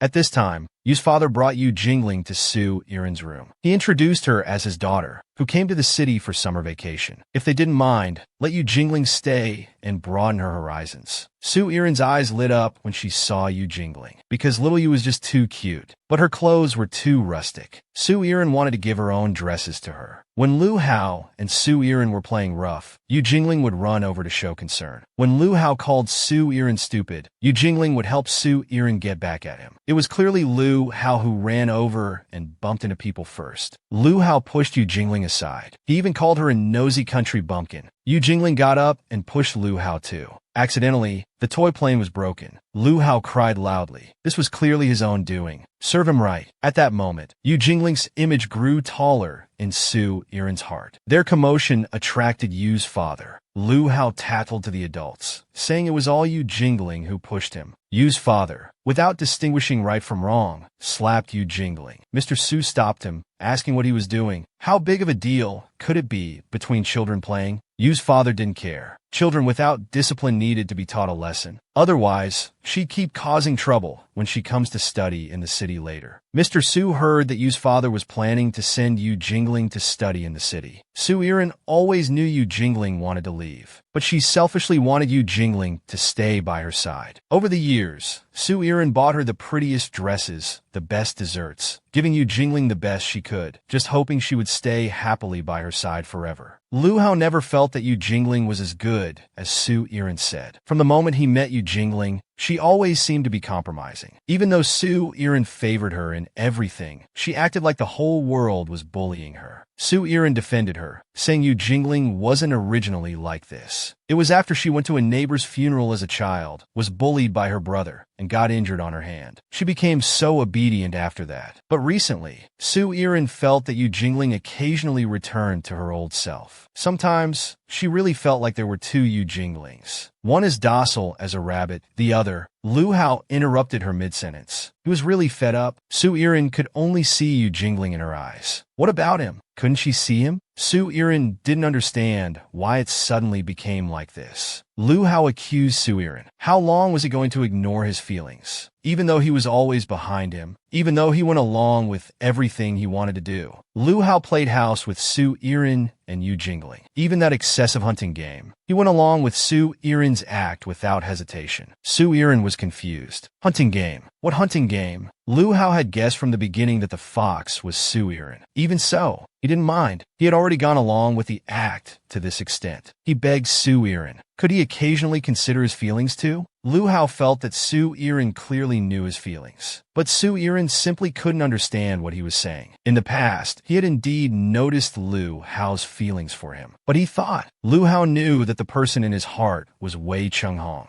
Moreover, recently Lu Hao and Xiao Yu had a good relationship. He thought they understood each other. Lu Hao was suddenly very disappointed in him. Now, there was only himself here. He wasn't even willing to say. To be honest, Su Irin was really confused by what was said. Wei Qinghong walked over from afar. He casually said, Su Irin certainly wouldn't admit it so easily. Wei Qinghong mocked Su Irin. Those things he did for Yu Jingling were nothing more than calculated moves when manipulating people's hearts. Lu Hao instinctively protected Su Irin. What did Wei Qinghong want to do? Of course, to expose Su Irin's mask. Yu Jingling on the other end heard everything clearly. Fang Xuxi worried if he could still listen. After all, he still had such a high fever. Yu Jingling gripped the phone. His mind was full of past memories with Su Irin. In the chat room, the fox suddenly spoke, saying he wanted to play a limited points game. Wei Qinghong took out a phone. If Su Irin was really innocent, how would he explain what's in the phone? Su Irin wasn't sure what this was about. In his own phone, why were there photos of Yu Jingling? Wei Qinghong told him to stop acting. He had found a hacker, following the trail. He found the IP address linked to this chat room when it was first established. He handed over the phone, asking Su Irin to see where it was. Even if the address was his home, it didn't prove it was Su Irin. Wei Qinghong also lived at the Su house. Wei Qinghong had anticipated Su Irin would say that. Unfortunately, at that time, he hadn't even returned to the country. And after confirmation, among the volunteers who delivered school uniforms at that time, Su Irin was also present. So it was at that time He took the opportunity to select players' packages and insert invitation cards, plus the tasks released later. Su Irin had repeatedly fueled the situation. And there's this IP address. Wei Qinghong asked, did the fox still have room to quibble?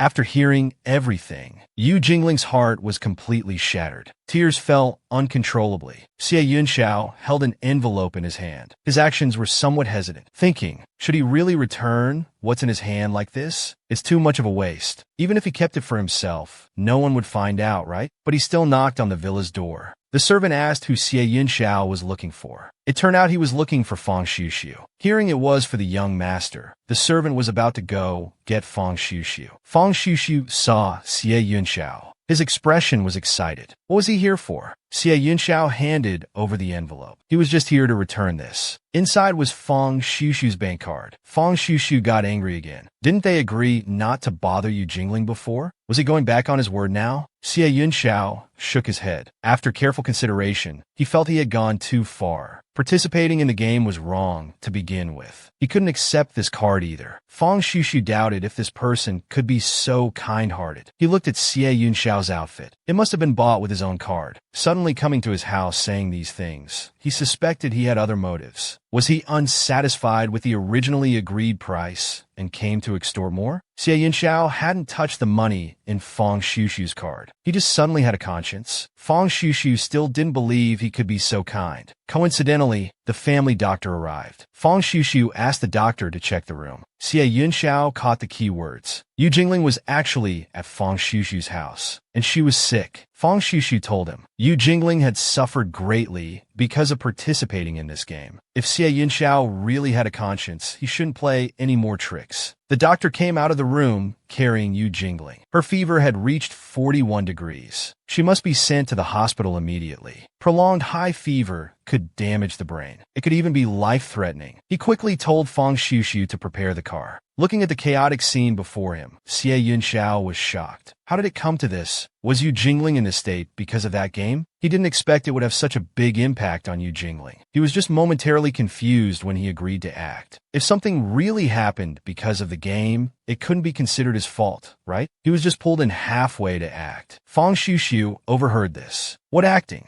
Explain clearly. Xie Yunxiao looked nervous. If he said it, Wei Qinghong wouldn't let him off. Fang Xiuxiu told Xie Yunxiao to take a good look at Yu Jingling. Was this still the person they first knew? Would they only realize their mistake after seeing Xiao Yu driven to death? Xie Yunxiao hesitated, but decided to speak up. The truth was, Xie Yunxiao wasn't actually a snake player. Someone suddenly thought of him, gave him many benefits, and asked him to play this role. That person told Xie Yunxiao the game was in this phone. He should memorize the prearranged lines. He couldn't let Yu Jingling believe his identity, or reveal any related information about himself. If he couldn't do these things, he should be prepared to pay the price. Fang Xiuxiu frowned. Wei Qinghong was indeed a player. In the morning, a ray of sunlight shone through the window into the hospital room. Yu Jingling's eyes were tightly closed, her face flushed, immersed in a dream. In the endless darkness, she hugged her knees alone. Tears flowed uncontrollably. At this moment, a girl in a black dress, looking exactly like her, appeared behind her. She comforted her gently. She had told Yu Jingling long ago that in this world, there was no one worth trusting or relying on. She cupped the shattered pieces of crystal in her hands and finally gave them to the girl in the black dress. The girl smiled slightly, looking satisfied at the things in her hand. From now on, she would leave everything to her to solve. At the door of the ward, the doctor was explaining medication instructions. Fang Xiuxiu listened carefully. Then he pushed open the door of the ward. He saw Yu Jingling sitting up properly in bed, her expression calm. Her fever hadn't subsided yet. She should have continued the drip, but she had already removed the needle from her hand, believing she was fine. Fang Xiuxiu still looked somewhat worried. The doctor checked her condition and confirmed she could be discharged. After hearing this, Yu Jingling touched her cheek and asked leisurely where her clothes were. His body hadn't fully recovered yet, but regardless, he wanted to avoid Wei Qinghong first. Before that, he had some things he wanted to trouble Fang Xiuxiu with. On the other side, Wei Qinghong cornered Su Irin in the hallway, constantly calculating in his mind. The connection with Yu Jingling had been cut off. This was fine. It could prevent Su Irin from revealing their identities in a moment of excitement. Otherwise, his act would have been for nothing. Tom went back to the empty room earlier. Wei Qinghong, like an employee, reported to his father about transferring to the Tao school. He needed to quickly get to know capable rich kids. Don't be constrained by romance. His father had chosen a marriage partner for him. He would return to get married in a few months. His expression was somewhat dejected, but he eventually agreed. After hanging up the phone, he finally showed his impatience. He rubbed his brow. The marriage partner must be a boring person, one he couldn't be interested in. At this time, the school uniform was delivered. Wei Qinghong picked it up to inspect. A piece of paper suddenly fluttered down from the clothes. He glanced at it. A smile curled at the corner of his mouth. A game? Interesting. He took out his phone from his pocket. He clicked to join the game. With a crisp ding sound, player Snake came online. So at that time, as agreed, he met the girl he knew from childhood. Recalling the past scene, he felt excited after a long time. She was easy to recognize. This game became more interesting. After this, to avoid his identity being discovered, Wei Qinghong found Xie Yunxiao. He hoped Xie could impersonate Snake's identity, making people think he was one of the players, whitewashing his own identity. Xie Yunxiao was hesitant at first, but seeing the internship manager position at a big company, the lucrative position made him waver. He finally agreed to be his scapegoat.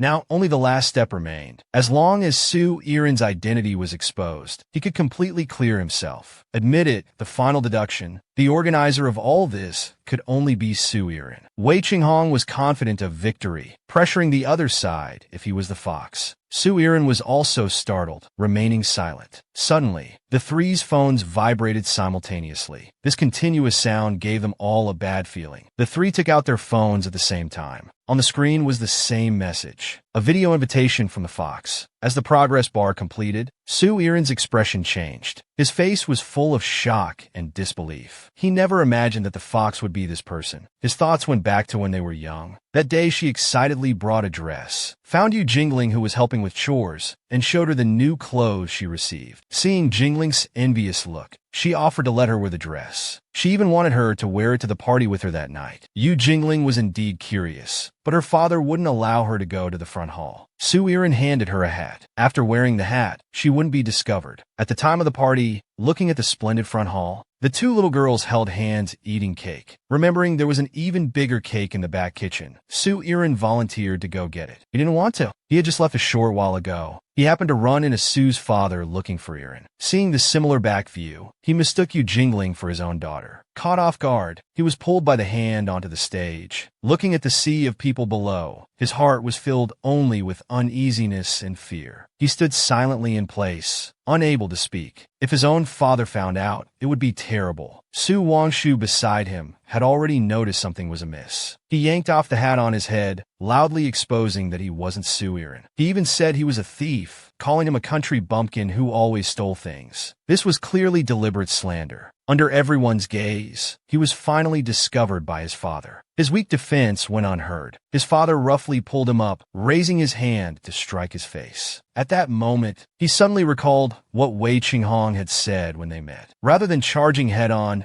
to fight with beasts, the truly effective method was to make them fight among themselves. Large tears rolled down his face. He cried while apologizing loudly. His tears attracted Su's father nearby. He asked with concern what had happened, who was forcing him to do things he didn't want to do. Rubbing his eyes, he sobbed that someone always hit him and threatened to kick him and his parents out if he didn't obey. Hearing this, Su Fu was also shocked. He hurriedly asked who exactly did such a thing. Yu Jingling hesitated to speak, but his eyes avoided looking at Su Wangshu. He didn't dare to say. Su Wangshu looked confused, still not knowing what was going on. But Su's father had already understood his implication. He took out the rod of fatherly love and beat his son. Seeing the chaos at the scene, Yu's father scolded him to quickly return to his room, not to embarrass himself here and cause trouble. Entering the room, the expression on his face suddenly changed from sadness to something cold, cruel, and ruthless. He let out a light snort. Who told Su Wangshu to always bully them? This was the lesson he deserved. Su Irin came over with the cake at this time. Seeing his figure, Yu Jingling turned to look. Suddenly, it was as if something left his body. His eyes seemed to suddenly come back to his senses, looking bewildered and at a loss. Did something just happen? He had no memory of it at all. Irin, who had witnessed everything, stood there stunned. Recalling everything from that year, Su Irin exclaimed loudly. So it was him. At this moment, Yu Jingling, sitting by the floor-to-ceiling window, had a smile of complete control on his lips. He wore sunglasses. Now the prey had become the hunter. The others who saw the person in the image were so shocked that their phones fell to the ground. Wei Qinghong's reaction was even stronger, as if he hadn't expected the final winner to be him. He laughed and taunted him. Too bad he still couldn't catch the fox in the end. Was he satisfied with his performance of a snake with a Buddha's mouth? He also didn't need to go to great lengths to conceal his identity. After all, this game was a trap he had set from the beginning. It was his game of animal chess. It turned out he himself was the fox. Su Wangshu's face turned as black as the bottom of a pot. So all of this was his own directing and acting. What benefit did this play have for him? The fox mockingly laughed and said his acting couldn't compare to even 1/10,000 of Su Wangshu's. Various scenes from the past flashed before his eyes. Compared to the other players' gradual plotting, he had been acting nonstop. That protection, that care was all fake. The fox knew everything. This bit of effort was nothing to take advantage of his attachment to Irin. Only his invitation card was written using Irin's handwriting. Furious and embarrassed, Su Wangshu tried to prove to others that he was just a crazy woman, cunningly playing pitiful. Hearing these words, Su Irin remained silent. He knew in his heart, the fox now was not the rabbit. It wasn't the elf they knew.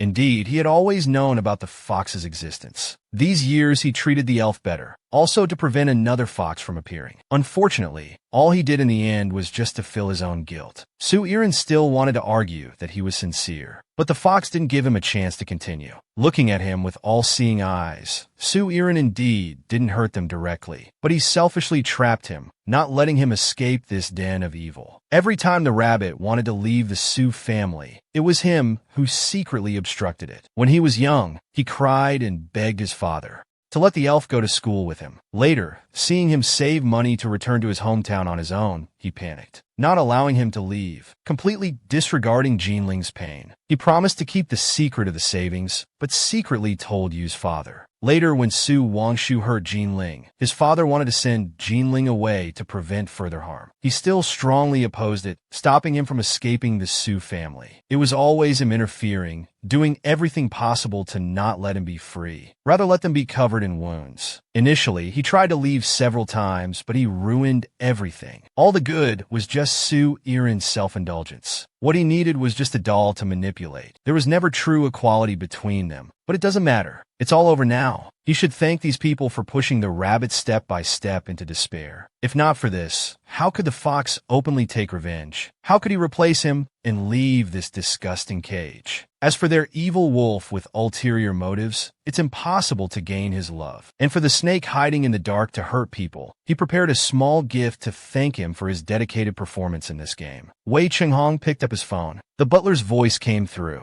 The fact that he was an illegitimate child was exposed, along with some scandals that ruined his reputation. The true method of animal fighting was what he taught him before. He learned quite well, didn't he? The fox laughed as if having succeeded in a prank. Then he hung up the phone, casually tossing the phone into an airport trash can. He dragged his suitcase away, leaving the city without looking back. Goodbye. After the beasts mutually destroyed each other, the cunning fox became the final winner. The fox completely devoured the rabbit. The rabbit's soul could no longer be felt. 8 years later, in a beautiful bridal shop, 2 young women were happily choosing their wedding theme. Seeing the happiness on their faces, even the shop assistant was moved. At this moment, a pink-haired woman with a strong presence pushed open the door and entered. It was Yu Jingling. She was dressed in a neat business attire. She came today to meet clients. After exchanging pleasantries with the clients, she unexpectedly found out that both were students from Eugene Academy. Suddenly remembering they had met once before, the clients were extremely excited. They really liked their company's designs and believed she must be a person full of love. This comment made her pause briefly. The next meeting would start in 10 minutes. The person in charge of the hotel group insisted on speaking with her personally. The elf was busy.